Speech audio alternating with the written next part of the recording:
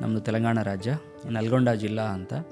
ಅದರಲ್ಲಿ ಒಂದು Nalgonda district head ಕ್ವಾರ್ಟರಿಂದ ಆಲ್ಮೋಸ್ಟ್ ಅರೌಂಡ್ 50 ಕಿಲೋಮೀಟರ್ಸ್ನಲ್ಲಿ ನಮ್ಮ ಊರು, ಒಂದು ಮಾರುಮೂಲ ಪ್ರಾಂತ. ಯಾವುದು ಅವತ್ತು ಕಾಲದಲ್ಲಿ ನಿಜ ಹೇಳಬೇಕಂದ್ರೆ ಸರಿಯಾಗಿ ರೋಡ್ ವ್ಯವಸ್ಥೆನೂ ಇರಲಿಲ್ಲ. ಸೊ ಅಂಥ ಊರಿಂದ ನಾವು ಪಾಠಶಾಲೆಗೆ ಹೋಗಬೇಕು, ಸ್ಕೂಲ್ಗೆ ಹೋಗಬೇಕು ಅಂದರೆ 1-2-3 ಕಿಲೋಮೀಟರ್ ನಡ್ಕೊಂಡು ಹೋಗಿ ಬರೋದು. ಈ ಸೈಬರ್ ಕ್ರೈಮ್ ಅನ್ನೋದು ಇದೆಯಲ್ಲ, ಇದು ಯಾರಿಗೂ ಗೊತ್ತಾಗಲ್ಲ.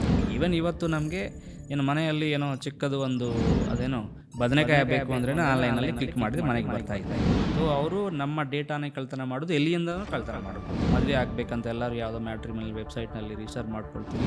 ಎಮರ್ಜೆನ್ಸಿಯಾಗಿ ಸ್ಟೂಡೆಂಟ್ಸ್ಗಳು, ದಿನನಿತ್ಯ ಕೆಲಸ ಮಾಡುವವರು, ಅವರೆಲ್ಲರೂ ಏನೋ 5,000 10,000 ಲೋನ್ಸ್ ಅಂತ ತಗೊಳ್ತಾರೆ. ಬಟ್ ನೀವು ಇನ್ಸ್ಟಾಲೇಷನ್ ಮಾಡುವಾಗ ನಾವೆಲ್ಲ ಆ್ಯಕ್ಸೆಸ್ ಕೊಟ್ಬಿಡ್ತೀವಿ ಫೋನ್ ಅವರಿಗೆ. ಹೌದು, ಈ OTP ಬೇಸ್ಡ್ ಕೆಲವು ಈ RBI ಇಂದ ಕಾಲ್ ಬಂದಿದೆ ಅಂತ ಎಲ್ಲ ಒಂದಿಷ್ಟು ಕಾಲ್ಗಳು ಬರುತ್ತೆ. OTP ತಗೊಂಡು ಯಾವ ಏಜೆನ್ಸಿನೂ ಫೋನ್ ಮಾಡಿ ನಿಮಗೆ OTP ಕೇಳಲ್ಲ. ಫಸ್ಟ್ ಅವ್ರು ಇಂಥದ್ದು ನಿಮಗೆ ಹೆಂಗೆ ಮಾಡ್ತಾ ಇದ್ದಾರೆ ಅಂದರೆ definitely that is a fraud call. ಇನ್ನೊಂದು ವಿಚಾರವನ್ನು ಕೇಳಲೇಬೇಕು. ಈ ಬೆಂಗಳೂರು ಗಲಾಟೆ ಆಯ್ತಲ್ಲ ಸರ್, ಈ ಚಿನ್ನಸ್ವಾಮಿ ಕ್ರೀಡಾಂಗಣದಲ್ಲಿ.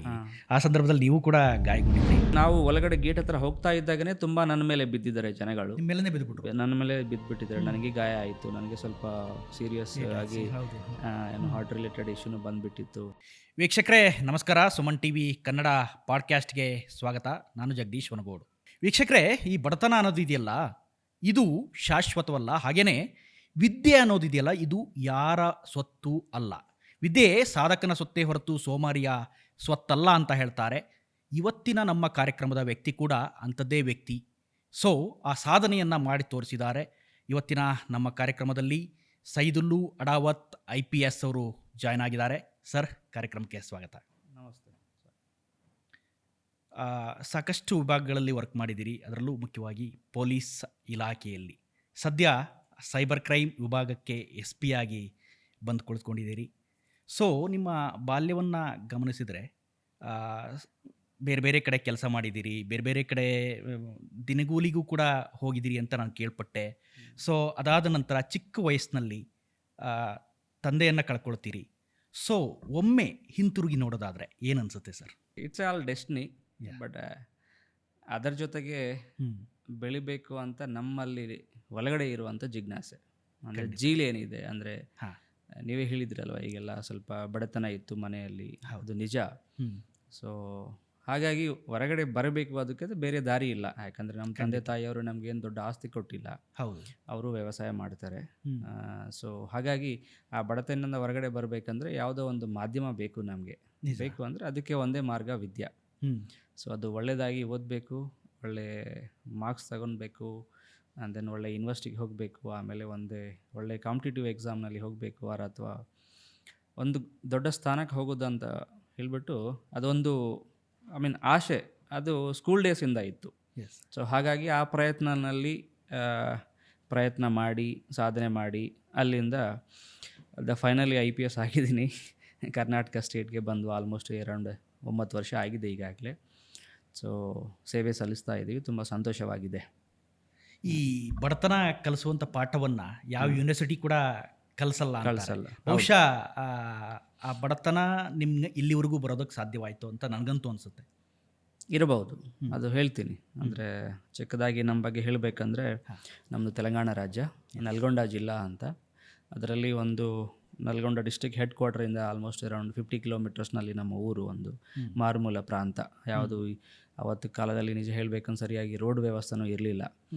ಸೊ ಅಂಥ ಊರಿಂದ ನಾವು ಪಾಠಶಾಲೆಗೆ ಹೋಗಬೇಕು, ಸ್ಕೂಲ್ಗೆ ಹೋಗಬೇಕು ಅಂದರೆ 1-2-3 ಕಿಲೋಮೀಟರ್ ನಡ್ಕೊಂಡು ಹೋಗಿ ಬರೋದು ಅಂಥದ್ದು ಒಂದು. ಸೊ ಮಾಡ್ತಾಯಿದ್ದೀವಿ. ಎಲ್ಲ ಓದಿದ್ದು ಗೌರ್ಮೆಂಟ್ ಸ್ಕೂಲಲ್ಲೇ, ತೆಲುಗು ಮೀಡಿಯಮ್ನಲ್ಲಿ ಓದಿದ್ದು 10th ಕ್ಲಾಸ್ವರೆಗೂ. ಆಮೇಲೆ ನಮ್ಮ ಟೌನಲ್ಲಿ ಮೃಗಾಲಗೂಡ ಅಂತ ಒಂದು ಟೌನ್ ಇದೆ, ಅದರಲ್ಲೇ PUನೂ ಓದಿದ್ದೀನಿ ಅದರಲ್ಲಿ.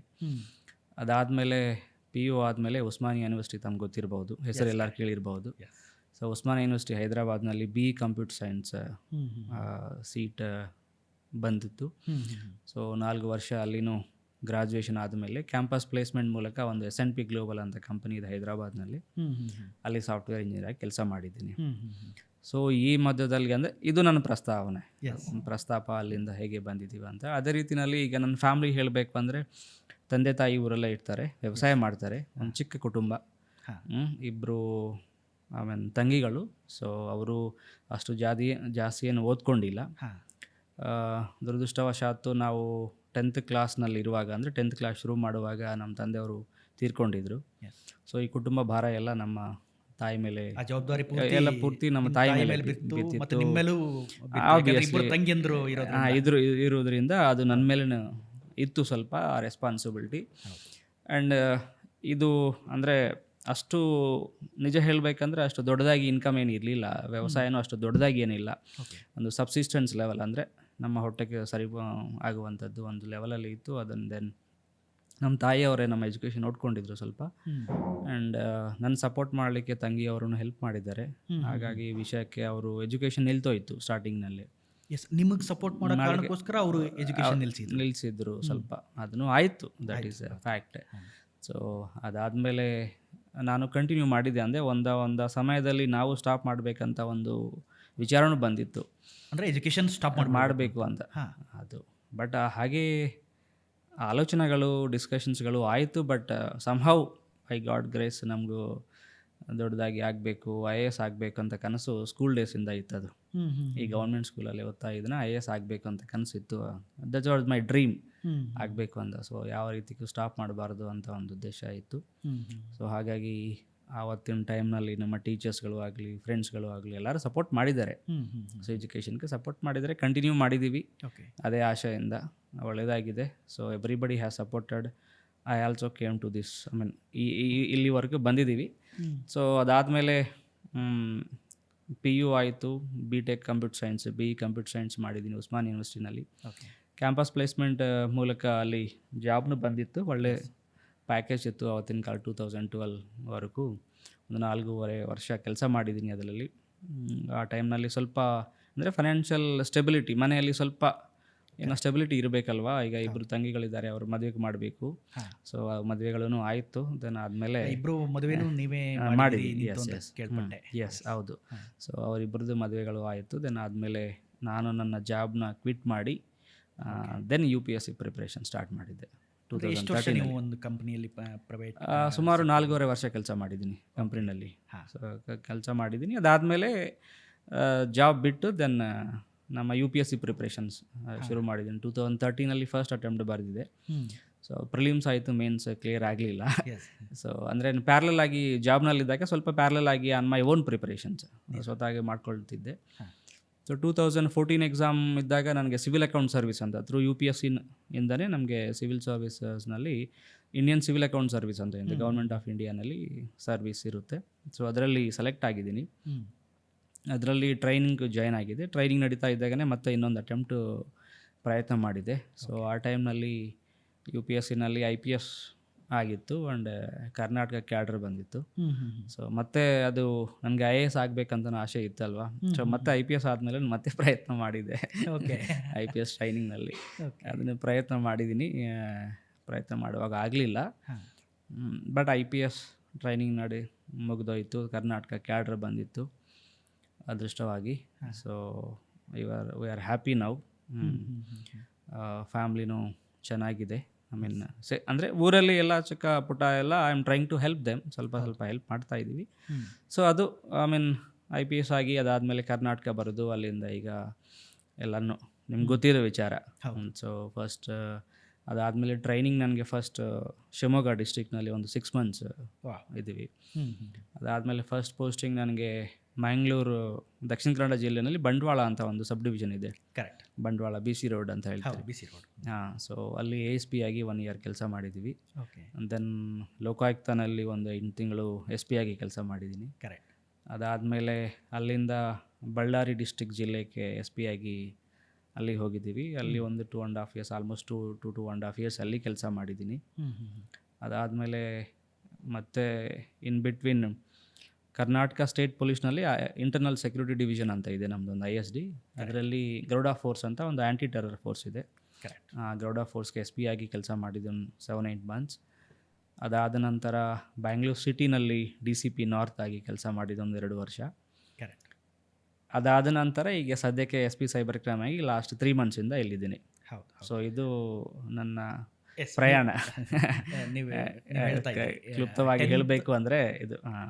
10th ಕ್ಲಾಸಲ್ಲಿ ತಂದೆಯವ್ರನ್ನ ಕಳ್ಕೊಂಡೆ ಅಂತ ಹೇಳಿದ್ರಿ. ಸೊ ಆ ಸಂದರ್ಭದಲ್ಲಿ ತಾಯಿ ಮೇಲೆ ಜವಾಬ್ದಾರಿ ಬಿದ್ದಿತ್ತು, ನಿಮ್ಮ ಮೇಲೂ ಜವಾಬ್ದಾರಿ ಇತ್ತು. ಕೃಷಿ ಕೆಲಸ ಎಲ್ಲ ಹೇಗೆ ನಡೆಸಿದ್ರಿ ಮುಂದೆ? ಯಾರು ನಡೆಸಿದ್ರು ಅದನ್ನು? ಅದೇ ತಾಯಿಯವರೇ ನಡೆಸಿದ್ರು. ನಾವು ಹಾಲಿಡೇಸ್ ಇದ್ದಾಗ ನಾವು ಕೆಲಸ ಮಾಡ್ತಿದ್ವಿ ಹೊಲದಲ್ಲಿ. ಓಕೆ. ಅದೇ ನಾವು ಅಂದರೆ ನಮಗೆ ಈಗ ಇರೋದು ಚಿಕ್ಕ ವ್ಯವಸಾಯ. ಸೊ ನಮ್ಮ ಜಿಲ್ಲೆಗಳು ಅಂದರೆ ನಮ್ಮ ಎಸ್ಪೆಷಲಿ ನಮ್ಮ ಏರಿಯಾ ಅಂದರೆ ಇದು ನೀರಾವರಿ ಅಂತ ಹೇಳ್ತೀವಿ. ಇದು ನಾಗಾರ್ಜುನ ಸಾಗರ್ ಕೇಳಿರ್ಬೋದು ನೀವು. So under the dam. So ನಮಗೆ ಇರಿಗೇಷನ್ ಸಿಸ್ಟಮ್ಸ್ ಎಲ್ಲ ಇರುತ್ತೆ. ಸೊ ವರ್ಷಕ್ಕೆ 2 ಸೀಸನಲ್ಲಿ ನಾವು ಭತ್ತನೇ ಬೆಳೆಯೋದು ಅಲ್ಲಿ. ಸೊ ಆ ಕೆಲಸ ಇರುತ್ತೆ. ಸೊ ಹಾಸ್ಟೆಲ್, ನಾನು 6th ಕ್ಲಾಸಿಂದ ಹಾಸ್ಟೆಲಲ್ಲಿ ಇದ್ದು ಓದ್ಕೊಂಡಿದ್ದೆ, ಗೌರ್ಮೆಂಟ್ ಹಾಸ್ಟೆಲಲ್ಲಿ. ಓಕೆ. ಸೊ ಯಾವಾಗ ನಮಗೆ ಹಾಲಿಡೇಸ್ ಇರುತ್ತೋ ಬಂದು ಕೆಲಸ ಮಾಡೋದು, ಅದು ನಾರ್ಮಲ್ಲಿ ಹೊಲದಲ್ಲಿ ಕೆಲಸ ಮಾಡೋದು. ಅದು ಊರುಗಳಲ್ಲಿ ಎಲ್ಲ ವಿದ್ಯಾರ್ಥಿಗಳು ಮಾಡ್ತಾರೆ, ಅದು ದೊಡ್ಡ ವಿಚಾರ ಅಲ್ಲ. ಆ್ಯಂಡ್ ಮಾಡೋದು ಒಳ್ಳೆಯದು, ಏನು ತಪ್ಪೇನಿಲ್ಲ. ನಮ್ಮ ಕೆಲಸ ನಾವು ಮಾಡೋದು ತಪ್ಪೇನಿದೆ. ಇವತ್ತು ದೇಶದಲ್ಲಿ almost 3/4 more than 60% people are dependent on ವ್ಯವಸಾಯ ಇದ್ದೀರಿ. ಸೊ ಮಾಡ್ತಿದ್ದೀವಿ, ಎಲ್ಲ ಹೊಲದಲ್ಲಿ ಹೋಗಿ ಎಲ್ಲ ಕೆಲಸ ಮಾಡೋದು, ಉಳುಮೆ ಮಾಡೋದು, ಎಲ್ಲ ಭತ್ತೆ ಅದು ನಾಟಿ ಹಾಕುವಾಗ ಆ್ಯಂಡ್ ಪೆಸ್ಟಿಸೈಡ್ಸ್ ಎಲ್ಲ ಮಾಡೋದು ಎಲ್ಲ ಮಾಡ್ತಿದ್ವಿ. ಸೊ ಈವನ್ ಈಗ ಹೋಗಿದ್ರೂ ಮಾಡಲಿಕ್ಕೆ ಅವಕಾಶ ಬಂದರೆ ಮಾಡ್ತೀವಿ. ಸೂಪರ್. ತಾಯಿಯವರು ಈಗ ಊರಲ್ಲೇ ಇರ್ತಾರೆ? ಊರಲ್ಲೇ ಇರ್ತಾರೆ. ಅಂದರೆ ಅವ್ರಿಗೆ ಸಿಟಿ ಕಲ್ಚರ್ ಅದೆಲ್ಲ ಅಭ್ಯಾಸ ಆಗಲ್ಲ. ಬಂದ್ರೂ ಒಂದು ಕೆಲವು ದಿನ ಇರ್ತಾರೆ. ಅವ್ರಿಗೆ ಊರಲ್ಲಿ ಅಂದರೆ ಎಲ್ಲರೂ ನಮ್ಮ ಚಿಕ್ಕಪ್ಪ ದೊಡ್ಡಪ್ಪ ಅವರೆಲ್ಲರೂ ಇರ್ತಾರೆ. ವ್ಯವಸಾಯ ಅಷ್ಟೇ, ಬರಬೇಕು ಅಂದ್ರೆ ಅವರಿಗೆ ಶುರು ಆಗುತ್ತೆ ಅಷ್ಟೇ. ಒಂದು ವಾರಕ್ಕಂದ್ರೆ ಜಾಸ್ತಿ ಇರಲ್ಲ ಅವರು ಅಲ್ಲಿ. ಅವರೆಲ್ಲ ಹೊಲ ನೋಡಿಕೊಂಡು ಅವರು ಸಂತೋಷವಾಗಿ ಇರ್ತಾರೆ. ಸೊ ಅವ್ರಿಗೆ ಬೇಕಾದಷ್ಟು ಎಲ್ಲ ವಸತಿಗಳು ನಾವು ನೋಡ್ಕೊಳ್ತೀವಿ. ನಾವು ಹೋಗ್ತೀವಿ, ಲೀವ್ ಸಿಕ್ಕುವಾಗ ನಮ್ಮ ಊರಿಗೆ ಹೋಗ್ತೀವಿ. ಈಗಲೂ ನಮ್ಮ ಊರಿನಲ್ಲಿ ಎಲ್ಲ ಚಿಕ್ಕ ಪುಟ್ಟ ಸ್ವಲ್ಪ ಸೋಷಿಯಲ್ ವರ್ಕ್ ಡೆವಲಪ್ಮೆಂಟನ್ನು ಮಾಡ್ತಾ ಇದ್ದೀವಿ. ಈಗ ಊರಿನಲ್ಲಿ ಕೆಲವು ಹೊಲದಲ್ಲಿ ಅವರಿವರ ಹೊಲದಲ್ಲಿ ಕೆಲಸಕ್ಕೆ ಹೋಗಿದ್ದು ಇದು ಉಂಟಾ? ಅಂದ್ರೆ ಆ ರೀತಿ ಅದನ್ನೂ ಇತ್ತು. ಸ್ಕೂಲ್ ಡೇಸ್ನಲ್ಲಿ ಸಿಗ್ತಾರ? ಈಗ ನಿಮ್ಮ ಊರಲ್ಲೇ ಆಗಿರೋದ್ರಿಂದ ಸಿಗ್ತಾರೆ ಎಲ್ಲರೂ. ಅದೇ ಅವರೆಲ್ಲರೂ ಈಗ ನಾವು ಊರಲ್ಲಿ ಹೇಗಿದೆ ವಾತಾವರಣ ತಮ್ಗೆ ಗೊತ್ತಿದೆ. ಎಲ್ಲರೂ ರಿಲೇಟಿವ್ಸೇ ಆಗ್ತಾರೆ, ಎಲ್ಲರೂ ಮಾತಾಡ್ತಾರೆ. ಯಾರು ಎಲ್ಲ ಊರಲ್ಲಿ ನಿಮ್ಗೆ ಗೊತ್ತಿದೆ. ನಾವು ಎಲ್ಲರಿಗೂ ಏನು ಬೈ ರಿಲೇಷನ್ಸ್ ಕರಿತೀವಿ. ಅಂದ್ರೆ ಯಾವುದೋ ಒಂದು ಸಂಬಂಧ, ನೇಮಿಂದ ದೊಡ್ಡಪ್ಪ ಚಿಕ್ಕಪ್ಪ ಅಂತ ಇಡೀ ಹಳ್ಳಿ ಕೂಡ ರಿಲೇಟಿವ್ಸ್ ಆಗ್ತಾರೆ, ಒಂದೇ ಫ್ಯಾಮಿಲಿ ತರ ಆಗುತ್ತೆ. ಸೊ ಎಲ್ಲರೂ ಸಿಗ್ತಾರೆ. ಇವರೆಲ್ಲರೂ ಈಗ ನಾವು ತುಂಬಾ ಆಕ್ಟಿವ್ ಆಗಿ ಇರ್ತೀವಿ ಅವ್ರ ಜೊತೆಗೆ ಸಂಪರ್ಕನಲ್ಲಿ. ಊರಲ್ಲಿ ಏನು ಸಮಸ್ಯೆ ಬಂದ್ರೂ ಅವರು ಮಾತಾಡ್ತಾರೆ, ಎಲ್ಲರೂ ಫೋನ್ ಮಾಡ್ತಾರೆ. ಈಗಲೂ ಚೆನ್ನಾಗಿ ನಡೀತಾ ಇದೆ. ಅದನ್ನ ಜೊತೆಗೆ ನಾವು ಅಂದರೆ ಇಷ್ಟವರೆಗೂ ಬಂದಿದ್ದೀವಿ ಅಲ್ಲಿಂದ. ಸೊ ನಮಗೆ ಏನೋ ಒಂದು ವಾಪಸ್ ಕೊಡಬೇಕಲ್ವಾ ಊರಿಗಾಗಿ. ಸೊ ಅದನ್ನು ನಾವು ಆ ಪ್ರಯತ್ನದಲ್ಲಿ ನಾವು ಇದ್ದೀವಿ. ಸೊ ರೀಸೆಂಟಾಗಿ ನಾನು ಈಗಾಗಲೇ ಹೇಳಿದ್ದೀವಿ, ನಮ್ಮ ಊರಿಗೆ ರೋಡ್ ಇರಲಿಲ್ಲ ಅಂತ. ಸೊ ಅದನ್ನು ಸ್ವಲ್ಪ ಏನೋ ಒಂದು ಹೆಲ್ಪ್ ಮಾಡಿ, everybody has help we got. ಹಳ್ಳಿ ಯಾವುದು. So good road we got. ಮಕ್ಕಳಿಗೆಲ್ಲ ಸ್ಕೂಲ್ ಹೋಗಲಿಕ್ಕೆ ಒಂದು ಅವಕಾಶ. ಈಗಲೂ ಎಜುಕೇಷನ್ಗೋಸ್ಕರ ನಾವು ಸಪೋರ್ಟ್ ಮಾಡ್ತೀವಿ. ಅದನ್ನ ಜೊತೆಗೆ ಗೌರ್ಮೆಂಟ್ ಸ್ಕೂಲ್ ಅಂತ ಹೇಳ್ತಾ ಇದ್ರಲ್ವಾ. ಸೊ ಅದರಲ್ಲಿ ನಾವು ಓದಿದ ಹಾಸ್ಟೆಲ್ನಲ್ಲಿ ಈಗಲೂ ನಾವು ಅಲುಮಿನಿ ಅಂತ ಒಂದು ಅಸೋಸಿಯೇಷನ್ ಫಾರ್ಮ್ ಮಾಡಿ ಅದ್ರ ಮೂಲಕ 1000 ಜನ ಹುಡುಗರಿಗೆ ನಾವು ಅವನ್ ಪರ್ಸ್ನಲ್ ಆಗಲಿ ಗ್ರೂಪ್ ಮೂಲಕ ಆಗಲಿ ಕೌನ್ಸಿಲಿಂಗ್ ಕೊಡೋದು, ಅವ್ರ ಕೆರಿಯರ್ ಗೈಡೆನ್ಸ್ ಕೊಡೋದು, ಅವ್ರ ಫಿನಾನ್ಷಿಯಲಿ ಹೆಲ್ಪ್ ಆಗಿದ್ರೆ ಹೆಲ್ಪ್ ಮಾಡೋದು. ಇಂಥದ್ದು ಈಗ ಇದು ಆ್ಯಕ್ಟಿವಿಟಿ ನಡೀತಾ ಇದೆ ದೊಡ್ಡ ಲೆವೆಲಲ್ಲಿ. ಅದು ಊರಲ್ಲಿ ನಡೆಯುತ್ತೆ. ಸೊ ಯಾವಾಗ ನಾನು ಊರಲ್ಲಿ ಹೋಗಿದ್ರು ಯಾವುದೋ ಒಂದು ಸ್ಕೂಲ್ಗೆ ಹೋಗೋದು, ಅವ್ರಿಗೆ ಮಾತಾಡೋದು, ಅದು ಅಭ್ಯಾಸ. ಬಹುಶಃ ಈ ಹಳ್ಳಿಲೆಲ್ಲ ಒಂಥರ ನಡೆಯುತ್ತೆ. ಯಾರಾದರೂ ತಮ್ಮ ಊರಲ್ಲಿ ದೊಡ್ಡ ಆಫೀಸರ್ ಆದರೆ ಅಥವಾ ದೊಡ್ಡ ವ್ಯಕ್ತಿಗಳಾದರೆ ಎಲ್ರಿಗೂ ಅವರು ಉದಾಹರಣೆ ಕೊಡ್ತಾರೆ. ನೋಡ್ರಿಯಪ್ಪ ಇಂಥವ್ರು ಆಗಿದ್ದಾರೆ, ಹೀಗಿದ್ದಾರೆ ಅಂತ. ಇಡೀ ಹಳ್ಳಿಗೆ ಅದೊಂದು ಮಾದರಿ ಅಂತ. ಬಹುಶಃ ನಿಮ್ಮ ಹಳ್ಳಿಗೆ ನೀವು ಮಾದರಿ ಅಂತ ಅನ್ಸುತ್ತೆ ನನಗೀಗ. ಆಗುತ್ತೆ. ಯಾಕಂದರೆ ಹೊಸ ತಲೆಮಾರಿಗೆ ಅಥವಾ ಹೊಸ ಹುಡುಗರಿಗೆ ನೋಡಪ್ಪ ಇವರು ಹಿಂಗಿದ್ರು ಮೊದಲೇ, ಈಗ ಹಿಂಗಾಗಿದ್ದಾರೆ ಅಂತ ಒಂದಿಷ್ಟು ಹೇಳೋದು, ಕಲಿಸೋದು, ಇದೆಲ್ಲ ಇರುತ್ತೆ ಹಳ್ಳಿಯಲ್ಲಿ. ಅದು ಆಗುತ್ತೆ. ನಾವು ಹಾಗೆ ಬೇರೆ ನೋಡಿಕೊಂಡು ಇನ್ಸ್ಪಿರೇಷನ್ ಮಾಡಿಕೊಂಡು ಹೊರಗಡೆ ಬಂದಿದ್ದೀವಿ. ಸೊ ನಾವು ಬೇರೆಯವ್ರಿಗೆ ಒಂಥರ ಮಾದರಿ ತೋರಿಸ್ತಾರೆ ತುಂಬ ಜನ. ಇಟ್ಸ್ ಆಲ್ಸೋ ನಮ್ಮ ಒಂಥರ it's like our luck that ಆ ಸ್ಥಾನಕ್ಕೆ ನಾವು ಬಂದಿದ್ದೀವಿ ಅಂತ. ಎಲ್ಲರೂ ಸಪೋರ್ಟಿಂದ, ಗಾಡ್ ಗ್ರೇಸಿಂದ ಬಂದಿದ್ದಾರೆ. ಸೊ ಅದೂ ಆಗುತ್ತೆ. ಎಲ್ಲರೂ ಹೇಳ್ತಾರೆ. ಈಗ ಎಲ್ಲ ಯಾವ ಊರಲ್ಲಿ ಏನು ಫಂಕ್ಷನ್ ಇದ್ರೂ ಹೋಗ್ತೀವಿ. ಈ ಮಕ್ಕಳ ಎಸ್ಪೆಷಲಿ ಎಜುಕೇಷನ್ಗೋಸ್ಕರ ತುಂಬ ಕೆಲಸ ಮಾಡ್ತೀವಿ ಅಲ್ಲಿ. ಗ್ರೂಪ್ ಆಫ್ ಪೀಪಲ್ ಏನಿದೆ ನಾವು ಎಲ್ಲ ಅದು ಗೌರ್ಮೆಂಟ್ ಸ್ಕೂಲಿಂದ ಓದಿದ್ರಿಂದ ಎಲ್ಲರಿಗೂ similar mentality, similar financial situations ಇರುತ್ತಲ್ವ, ಹೌದು, ಎಲ್ಲರಿಗೂ ಸೇಮ್ ಇರುತ್ತೆ. ಗೌರ್ಮೆಂಟ್ ಸ್ಕೂಲಲ್ಲಿ ಓದ್ತಾ ಇದ್ರೆ ಎಲ್ಲರೂ ಬಡವರೇ ಇರ್ತಾರೆ. ಯಾರು ರಿಚ್ ಪರ್ಸನ್ಸ್ ಯಾರಿದ್ದಾರೆ ಅವ್ರು ಯಾರು ಕೂಡ ಅಲ್ಲಿಗೆ ಬರಲ್ಲ. ಸೊ ನಮಗೆ ಅಷ್ಟು ಆ ಮಧ್ಯದಲ್ಲಿ ಅಷ್ಟು ಇದು ಏನು ಭಾವನೆಗಳು ಇರಲ್ಲ, ಇನಿಬಿಷನ್ಸ್. ಸೊ ಕರೆಕ್ಟಾಗಿ ಎಲ್ಲರೂ ಫ್ರೀಯಾಗಿ ಇರ್ತಾರೆ, ಚೆನ್ನಾಗಿ ಮಾಡ್ತಾ ಇದ್ದಾರೆ. ಏನೋ ಹಳ್ಳಿ ಸ್ಕೂಲು ಚೆನ್ನಾಗಿ ಆಗಬೇಕು. ಈಗೇನೋ ಎಲ್ಲ ಸ್ಕೂಲ್ಸ್, ತುಂಬ ಸ್ಕೂಲ್ಸ್ಗಳಲ್ಲಿ ಗೌರ್ಮೆಂಟ್ ಹಾಸ್ಟೆಲ್ಸ್, ಗೌರ್ಮೆಂಟ್ ಸ್ಕೂಲ್ಸ್, ನಾವೆಲ್ಲ ಜಿಲ್ಲೆಗಳಲ್ಲಿ ತುಂಬ ಸ್ಕೂಲು ವಿಸಿಟ್ ಮಾಡಿದ್ದೀವಿ, ಮಾಡ್ತಾ ಇದ್ದೀವಿ. ಈ ವಿದ್ಯಾರ್ಥಿ ದೆಸೆಯಲ್ಲಿ ಏನಾದರೂ ಈ ಹೋರಾಟ ಈ ಥರ ಆಗಬೇಕು, ಒಂದು ಛಲ ಈ ಥರದ್ದೆಲ್ಲ ಇತ್ತ ಅವಾಗ? ಅಂದರೆ ಹೋರಾಟಗಳಿಗೆ ಅವಕಾಶ ಸಿಕ್ಕಿಲ್ಲ, ಬಟ್ ನಮಗೆ ಪೊಲೀಸ್ ಆಗಿದ್ದೀರಿ, ಪೊಲೀಸ್ ಡಿಪಾರ್ಟ್ಮೆಂಟ್ ಹೆಡ್ ಆಗಿದ್ದೀರಿ, ಸೈಬರ್ ಕ್ರೈಮ್ ಹೆಡ್ ಆಗಿದ್ದೀರಿ. ಸೊ ಆ ಸಂದರ್ಭದಲ್ಲಿ ಸ್ಟೇಷನ್ಗೆ ಹೋಗಿದ್ದು ಆ ಥರದ್ದು ಎಲ್ಲ ಮಾಡ್ತಿದ್ದೀವಿ. ಅಂದರೆ ಊರಲ್ಲಿ ಅದೇ ಹಳ್ಳಿನಲ್ಲಿ ಓದಿದವರು ಕಡಿಮೆ ಇರ್ತಾರೆ ಅಂತ ಹೇಳ್ತಾ ಇದ್ರಲ್ವ. ಸೊ ನಾನು ಒನ್ ಆಫ್ ದ ಫಸ್ಟ್ ಗ್ರಾಡ್ಯುಯೇಟ್, ಅಂದರೆ PU ನನ್ಕಂತೆ ಮುಂಚೆ ನಮ್ಮ ಹಳ್ಳಿಲಿ ಒಂದು ಇಬ್ಬರು ಮಾಡಿದ್ದಾರೆ. ಸೊ ಆದಮೇಲೆ ನಾನು second, third person, fourth person ಆಗಿರ್ತೀನಿ. ಸೊ ಮೊದಲಿಂದನೂ ಅದು ಅಭ್ಯಾಸ ಇತ್ತು. ಎಲ್ಲ ಪೊಲೀಸ್ ಸ್ಟೇಷನ್ಗೆ ಹೋಗೋದು, ತಹಶೀಲ್ದಾರ್ ಆಫೀಸ್ಗೆ ಹೋಗೋದು, ಪಿಟಿಷನ್ ಬರೆಯೋದು, ಎಲ್ಲರಿಗೂ ಅಪ್ಲಿಕೇಶನ್ ಮಾಡಿ ರೆಡಿ ಮಾಡಿ ಕೊಡ್ಸೋದು, ಊರಿನ ಸಮಸ್ಯೆ ಬಗ್ಗೆ ಅದೆಲ್ಲ ಇತ್ತು. ಅದು ಮಾಡ್ತಾ ಇದ್ವಿ. ಈಗಲೂ ನಾವು ಹೋಗಿದ್ದೀವಿ ಪೊಲೀಸ್ ಸ್ಟೇಷನ್ಸ್ಗೆ, ನಮಗೆ ಪೆಟ್ಟು ಬಿದ್ದು. ಅಂದರೆ ಘಟನೆ ಏನೆಲ್ಲ, ಕೆಲವು ಟೈಮಲ್ಲಿ ಯಾವುದೋ ಒಂದು ಕಂಪ್ಲೇಂಟ್ ಹೋಗ್ತೀವಿ, ಊರಲ್ಲಿ SIಗಳು ಹೇಗಿರ್ತಾರೆ ಅಂತ ಗೊತ್ತಿದೆ ಅಲ್ವಾ. 2004 ಜಾಸ್ತಿ ಆಗಿರುತ್ತೆ. ಸೊ ಅಂಥದ್ದು ನಾವು ಎಕ್ಸ್ಪೀರಿಯನ್ಸ್ ಮಾಡಿದ್ದೀವಿ. ಸೊ ನಮಗೆ ಪೊಲೀಸಿಂಗ್ ಬರೋಕ್ಕೆ ಮುಂಚೆ ಸ್ವಲ್ಪ ಅಭ್ಯಾಸ ಇದೆ ಡಿಪಾರ್ಟ್ಮೆಂಟ್ ಜೊತೆ. ಸೊ ಇತ್ತು, ಹಾಗೇನಿಲ್ಲ. ಈಗ ನಿಮ್ಮ ಹಳ್ಳಿ ಜನ ನಿಮ್ಮನ್ನು ಕನೆಕ್ಟ್ ಮಾಡ್ತಾರಾ ಯಾವ್ದಾದ್ರು ವಿಚಾರಕ್ಕೆ? ಈ ಥರ ಏನಾದ್ರು ಹಳ್ಳಿಗೆ ಸಮಸ್ಯೆ ಬಂದಾಗ ತುಂಬ ವೈಯಕ್ತಿಕವಾಗಿ ಯಾರಿಗೋ ನೋವಲ್ಲಿರ್ತಾರೆ ಅಥವಾ ಏನೋ ಮಾಡ್ತಾರೆ, ನಾರ್ಮಲ್ ಆಗಿ ಮಾಡ್ತಾರಲ್ವ ರೀ. ಮಾಡ್ತಾರೆ, ತುಂಬ ಮಾಡ್ತಾರೆ, ಹಾಗೇನಿಲ್ಲ. ನನಗೆ ಮಾಡಿಲ್ಲ ಆದ್ರೂ ದಿಲ್ try to connect my wife also. ನಮ್ಮ ಮನೆಯವ್ರಿಗೂ ಫೋನ್ ಮಾಡ್ತಾರೆ, ಹಿಂಗೆ ಆಗ್ತಾ ಇದೆ, ಅವ್ರು ಬಂದಾಗ ಹೇಳಿ ಮಾತಾಡಿ ಅಂತ ಅನ್ನೋದು ಹೇಳ್ತಾರೆ. ಮ್ಯಾಕ್ಸಿಮಮ್ ನಾನು ಎಲ್ಲರಿಗೂ ಅಟೆಂಡ್ ಮಾಡ್ತೀನಿ, ಎಲ್ಲರೂ ಫೋನ್ ಮಾಡ್ತಾರೆ. That's a common. ಈಗ ನಿಮ್ಮ ಊರಿಗೆ ನೀವು ಈಗ ಬ್ಯಾಂಗ್ಳೂರಲ್ಲಿ ಬಂದಿದ್ದೀರಾ, ನೀವು ಏನೋ ಸುದ್ದಿ ಬಂತು ಅಂತಂದ್ರೆ ಕನೆಕ್ಟ್ ಮಾಡ್ತಾರೆ. ಹಿಂಗೆ ಏನಾಗ್ತಾ ಇದೆ, ಈಗ ಹಿಂಗೆ ಹೋಗ್ಬೇಕು ಅಂದ್ರೆ ಏನೋ ಸಮಸ್ಯೆ, ಊರಿನ ಸಮಸ್ಯೆ ಅಂತ ಅಂದಾಗ ಅಡ್ವೈಸ್ ಆದರೂ ತಗೊಳ್ತಾರೆ. Is a common. ಯಾಕಂದ್ರೆ ಸೀನಿಯರ್ ಲೆವೆಲ್ ಆಫೀಸರ್ ಇದ್ದ ಕಾರಣಕ್ಕೆ ಅವರಿಗೆ ಒಂಥರ ಧೈರ್ಯ ಇರುತ್ತಲ್ವ, ಮಾಡ್ತಾರೆ, ತುಂಬ ಮಾಡ್ತಾರೆ. ವೈಫ್ ಅವರು ಡಾಕ್ಟರ್ ಆಗಿದ್ದರು, MD ಸೈಕ್ಯಾಟ್ರಿ ಮಾಡಿದ್ದಾರೆ. ಸೊ ಅವರು ಪ್ರಾಕ್ಟೀಸ್ ಈಗ ಸದ್ಯಕ್ಕೆ ಲೀವ್ನಲ್ಲಿದ್ದಾರೆ, ಮಗು ಆಯಿತು ರೀಸೆಂಟಾಗಿ ನಮಗೆ. ಸೊ ನಾವು ಬಳ್ಳಾರಿನಲ್ಲಿದ್ದಾಗ ಅಲ್ಲಿ ಗೌರ್ಮೆಂಟ್ ಹಾಸ್ಪಿಟಲಲ್ಲಿ ಕೆಲಸ ಮಾಡ್ತಿದ್ರು. ಅವರು is also very much interested in social service. ಅಂದರೆ ಅವ್ರದ್ದು ಫ್ಯಾಮ್ಲಿನೂ ರೈತ ಮಾಡ್ತಿದ್ರು, ಸ್ವಲ್ಪ ಬೇರೆ ಚಿಕ್ಕ ಫ್ಯಾಮ್ಲಿ, ರೈತರ ಅವರು ತಂದೆಯವರು ಇದ್ದರು. ಸೊ ನಾವು ಬಳ್ಳಾರಿನಲ್ಲಿದ್ದಾಗ ಅವರು ಪಾಪ ತುಂಬ ನಮ್ಮ ಡಿಪಾರ್ಟ್ಮೆಂಟ್ಗೆ ತುಂಬ ಹೆಲ್ಪ್ ಮಾಡಿದ್ದಾರೆ. ಎಲ್ಲ ಪೊಲೀಸ್ ಅವರಿಗೆ ಈ ಸ್ಟ್ರೆಸ್ ಮ್ಯಾನೇಜ್ಮೆಂಟ್ ಬಗ್ಗೆ ಎಲ್ಲರೂ ಕ್ಲಾಸಸ್ ತಗೊಳ್ಳುವಂಥದ್ದು, ಯಾರಾದರೂ ಸಮಸ್ಯೆ ಸೋಷಿಯಲ್ ಸರ್ವಿಸ್ ಅವರು ಮಾಡ್ತಾರೆ. ಸಾಧಾರಣವಾಗಿ IPS ಆಫೀಸರ್ ಅಂತಂದ್ರೆ ದೊಡ್ಡವರು ಹೆಣ್ಣು ಕೊಡಬೇಕು ಅಂತ ಕಾಯ್ತಾ ಇರ್ತಾರೆ. ಸೊ ನೀವು ಆ ರೀತಿ ನೋಡಿಲ್ಲ ಬಹುಶಃ? ಈ ಎಲ್ಲ ಕಡೆ ಅಂದರೆ ನಮ್ಮ ಸ್ವಲ್ಪ ಡಿಸ್ಟೆಂಟ್ ರಿಲೇಟಿವ್ಸ್ ಅವ್ರಿಗೆ ಗೊತ್ತಿದ್ದವರೇ ಡಾಕ್ಟರ್ ಆಗಿದ್ರು. ಇನ್ನೇನು ಬೇಕು, ಅವರು ಕೆಲಸ ಮಾಡ್ತಾರೆ, ನಾವು ಕೆಲಸ ಮಾಡ್ತೀವಿ. It's a good, no issues. Okay. ಈ ಕಲೆಕ್ಟರ್ ಆಗಬೇಕು ಅನ್ನೋ ಆಸೆ ಏನಿತ್ತಲ್ಲ, ಅದು ಇನ್ನೂ ಕೂಡ ಹಾಗೆ ಇದೆ ಬಹುಶಃ? ಆಗಿಲ್ಲ, ಈಗ ಬಂದಿದ್ದೀವಲ್ಲ, SP ಆಗಿದ್ದೀವಲ್ವ ಈಗ. ನಾವು ಜಿಲ್ಲಾಗೆ SP ಆಗಿದ್ದೀವಿ. ಈಗ ಕಲೆಕ್ಟರ್ ಆಗಬೇಕು ಅಂತ ಇತ್ತು. ಆಬ್ವಿಯಸ್ಲಿ ಎಲ್ಲರಿಗೂ ಒಂದೇ ಎಕ್ಸಾಮ್ ಅಲ್ವಾ. So some time it is also destiny. So ನಾವು ಯಾವಾಗಲೂ ಪೊಲೀಸ್ ಆಗ್ತೀನಿ ಅಂತ ಯಾವಾಗ ಅಂದ್ಕೊಂಡಿಲ್ಲ, ಬಟ್ ಪೊಲೀಸ್ ಆಗಿದ್ದೀವಿ ಈಗ. ಸೊ ಆಗಿದ್ದೀವಿ ಅಂತ ಹೇಳ್ಬಿಟ್ಟು ನಾವು ಮಾಡಬಾರ್ದು ಅಂತ ಏನಿಲ್ಲ. ಸೊ ಎಲ್ಲಿ ಹೋಗಿದ್ರು ಅಷ್ಟೇ ನಿಷ್ಠೆಯಿಂದ, ಅಷ್ಟೇ ಜೀಲಿಂದ, ಯಾರಕ್ಕೋ ಒಬ್ಬರಿಗೆ 10 ಜನಕ್ಕೆ ಹೆಲ್ಪ್ ಆಗಬೇಕಂತ ಉದ್ದೇಶದಿಂದನೇ ಕೆಲಸ ಮಾಡ್ತೀವಿ. ಫಸ್ಟ್ ಟೈಮ್ ನೀವು IPS ಜಾಯ್ನ್ ಆದಾಗ ನಿಮ್ಮ ತಾಯಿಯವರು ಯಾವ ರೀತಿ ಖುಷಿಪಟ್ಟರು? ಯಾಕೆಂದರೆ ಮೊದಲು ಖುಷಿ ಪಡೋರೇ ಅವರು. ಬಹುಶಃ ಮಗ ಒಬ್ಬ ಅಂದರೆ ಚಿಕ್ಕ ಏಜಲ್ಲಿ ಒಂದಿಷ್ಟು ಕಷ್ಟವನ್ನು ಅನುಭವಿಸಿ ಅನಂತರ IPS ಆಗಿದ್ದಾನೆ ಅಂತಂದರೆ, IPS ಅಂದರೆ ಏನಂತ ಗೊತ್ತಿಲ್ಲ ತಾಯಿಯವ್ರಿಗೆ? ಗೊತ್ತಿಲ್ಲ ಅವ್ರಿಗೆ IPS ಏನಂದ್ರೆ ನಿಜವಾಗಿ ಗೊತ್ತಿಲ್ಲ.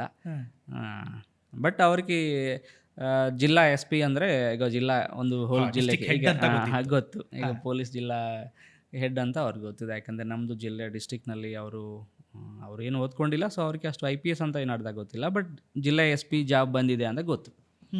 ಎಸ್ ಪಿ ಜಾಬ್ ಆಗಿದೆ ನಿಮ್ಮ ಮಗನ್ಕಂತ ಅವ್ರಿಗೆ ಗೊತ್ತಿದೆ, ಅಷ್ಟವರೆಗೆ ಗೊತ್ತಿದೆ. ಈಗಲೂ ಅವರು ಹೊಲದಲ್ಲಿ ಕೆಲಸ ಮಾಡ್ಲಿಕ್ಕೆ ಹೋಗ್ತಾರೆ.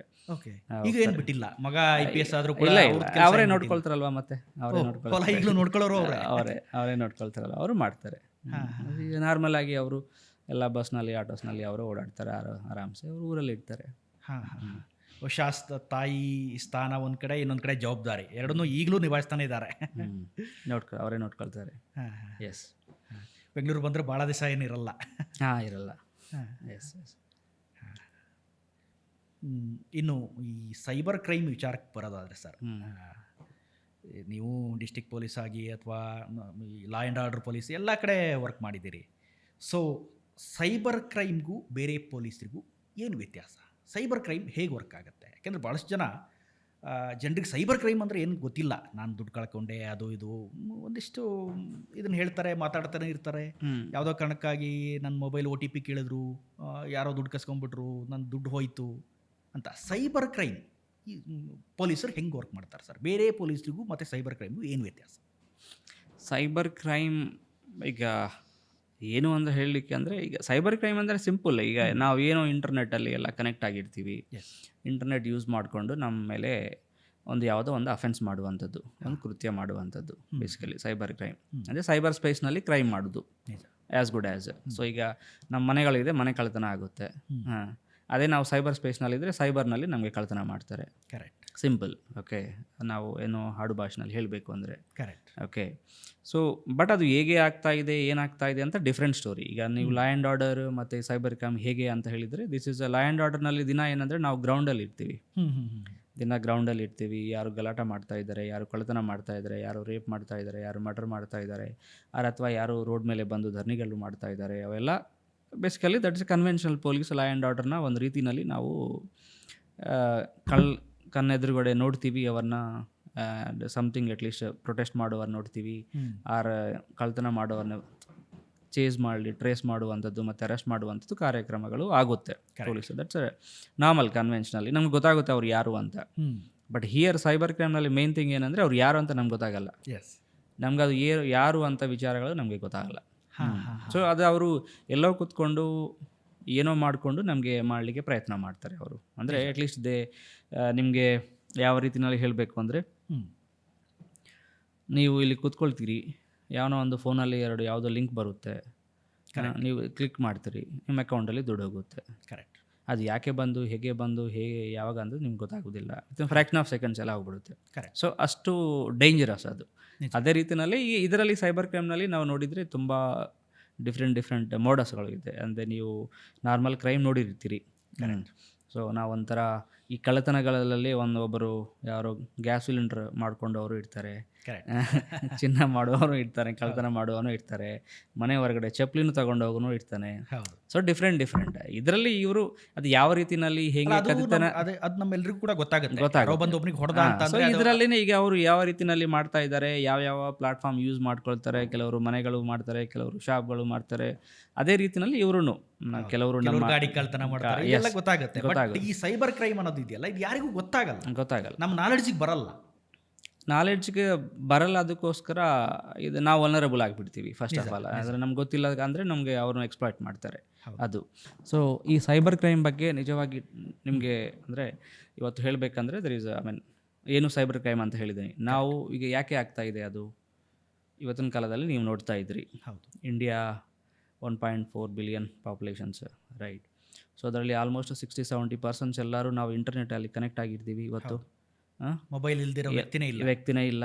ಎಲ್ಲರೂ ಇಂಟರ್ನೆಟ್ಟಲ್ಲಿ ನೀವು ಇನ್ಸ್ಟಾಗ್ರಾಮ್ ನೋಡ್ತೀರಿ, ಫೇಸ್ಬುಕ್ ನೋಡ್ತೀರಿ, ವಾಟ್ಸಪ್ ನೋಡ್ತೀರಿ, ಆನ್ಲೈನ್ ಬ್ಯಾಂಕಿಂಗ್ ಮಾಡ್ತೀರಿ, ಫೋನ್ಪೇ ಮಾಡ್ತೀರಿ, ಏನೋ ಶಾಪಿಂಗ್ ಮಾಡ್ತೀರಿ, ವೀಡಿಯೋಗಳು ತೆಗಿತೀರಿ, ಯಾರಿಗೋ ಯೂಟ್ಯೂಬ್ನಲ್ಲಿ ಅಪ್ಲೋಡ್ ಮಾಡ್ತೀರಿ, ಅದನ್ನು ಬೇರೆ ಅವ್ರಿಗೆ ತೋರಿಸ್ತೀರಿ.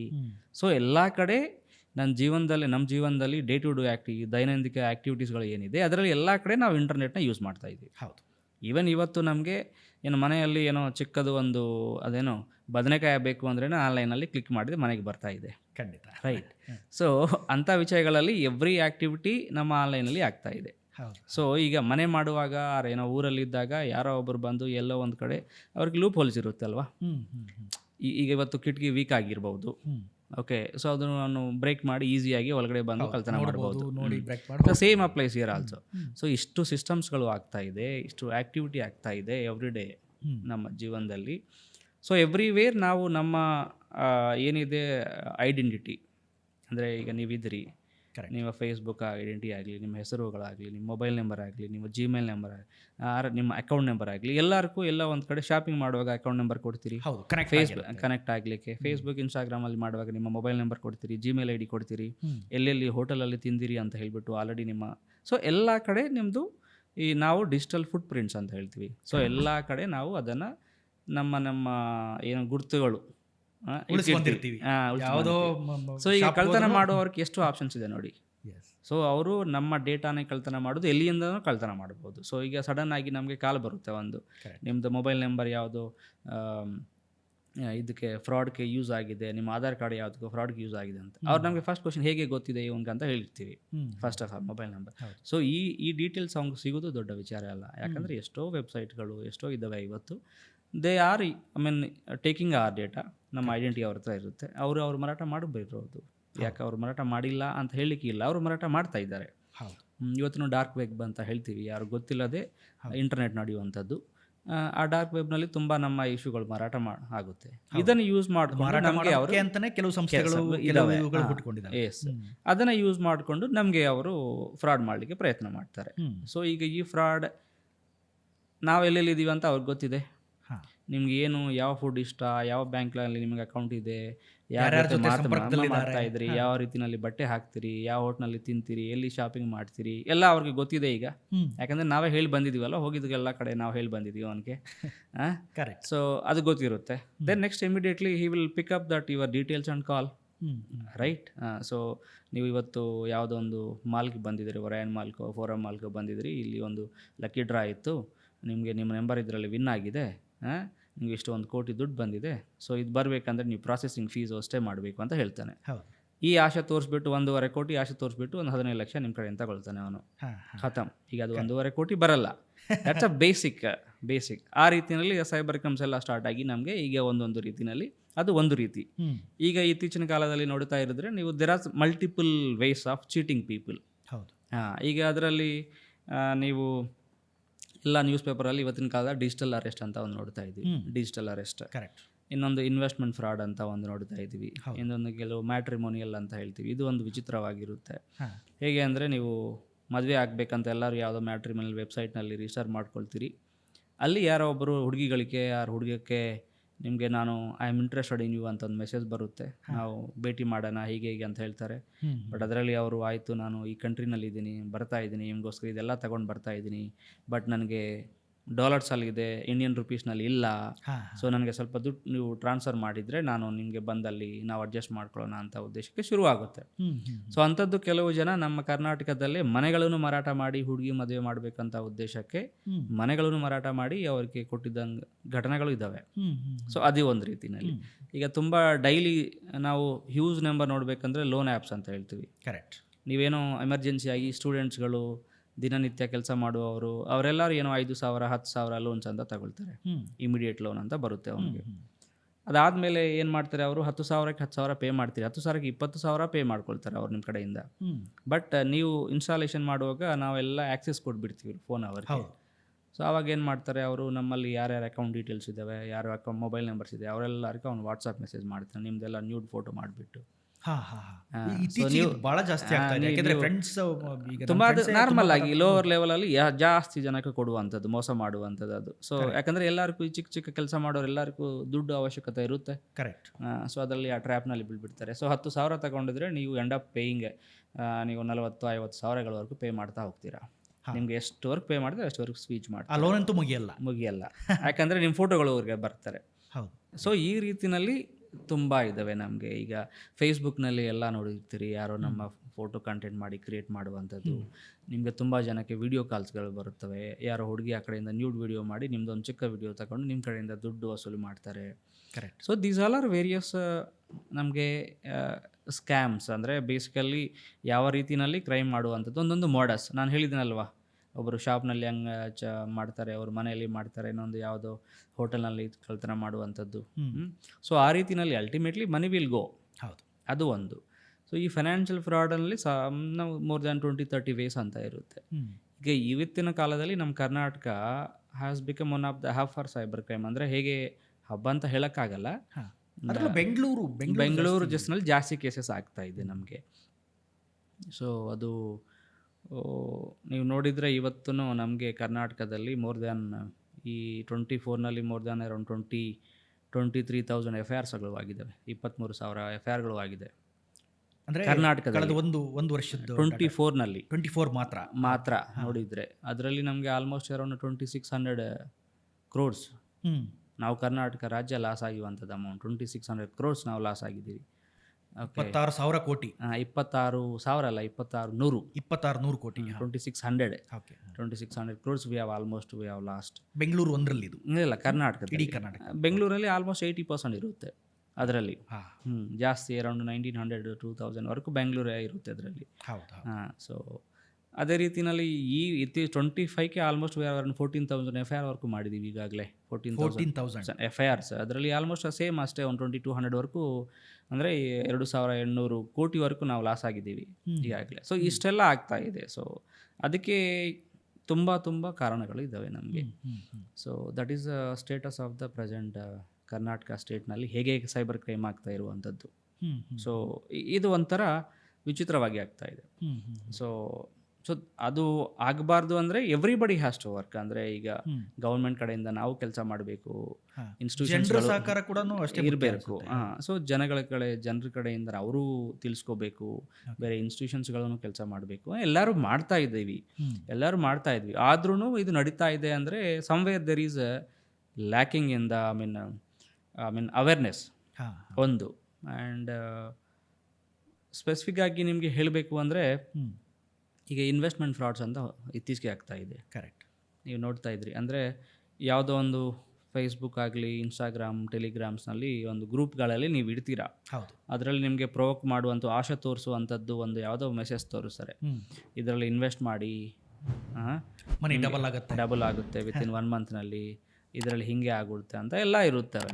ಸೊ ಹಾಗೆ ಹೇಳಿಬಿಟ್ಟು, ಸೊ ಆ ಗ್ರೂಪಿಂದ ನಿಮಗೆ ನೀವು ಇಂಟ್ರೆಸ್ಟೆಡ್ ಅಂತ ಒಂದು ಕ್ಲಿಕ್ ಕೊಟ್ಟಿದ್ರೆ ಸಾಕು, ನಿಮಗೆ ತಗೊಂಡೋಗಿ ಬೇರೆ ಯಾವುದೋ ವಾಟ್ಸಪ್ ಗ್ರೂಪ್ನಲ್ಲಿ ಜಾಯಿನ್ ಮಾಡ್ತಾರೆ. ಅವರೇ ಜಾಯಿನ್ ಮಾಡಿ ಕಮ್ಯುನಿಟಿ ಜಾಯಿನ್ ಮಾಡ್ತಾರೆ. ಸೊ ನೀವು ಇಂಟ್ರೆಸ್ಟೆಡ್ ಇದ್ರಿ, ಫರ್ದರ್ ಇನ್ವೆಸ್ಟ್ಮೆಂಟ್ ಮಾಡಬೇಕು ಅಂದರೆ ಈ ಗ್ರೂಪ್ನಲ್ಲಿ ಜಾಯಿನ್ ಆಗಿ ಅಂತ ಹೇಳ್ತಾರೆ. ನೀವು ಒಂದು ಸಲ ಗ್ರೂಪ್ನಲ್ಲಿ ಜಾಯಿನ್ ಆಗಿದ್ದರೆ ನಿಮಗೆ ದಿನ ತೋರಿಸ್ತಾ ಇರ್ತಾರೆ ನಮಗೆ ಅವರು.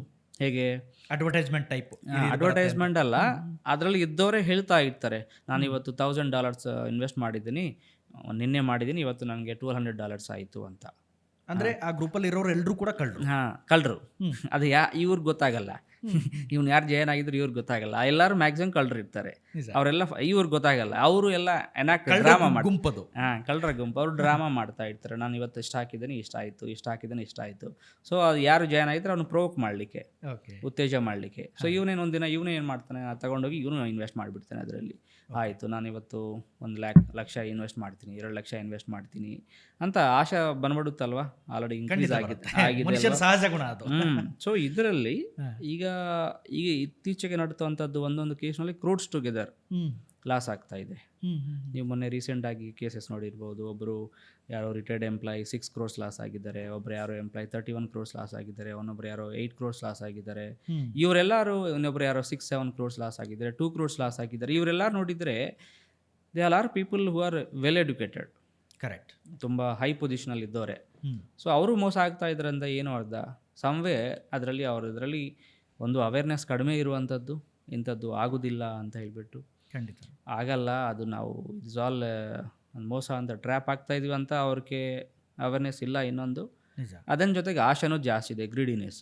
ಹೌದು, ಏನೋ ಸಿಕ್ಬಿಡುತ್ತೆ, ಇವತ್ತು ನನಗೆ ಒಂದು $2 ಇದ್ದರೆ ನಾಳೆ ಅದು $4 ಆಗಿಬಿಡುತ್ತೆ ಅಂತ ಆಶೆನೂ ಜಾಸ್ತಿ ಆಗಿಬಿಡುತ್ತೆ. ಸೊ ಇಂಥವರೇ ಎಲ್ಲ ಬಲಿ ಆಗ್ತಾರೆ ಜಾಸ್ತಿ.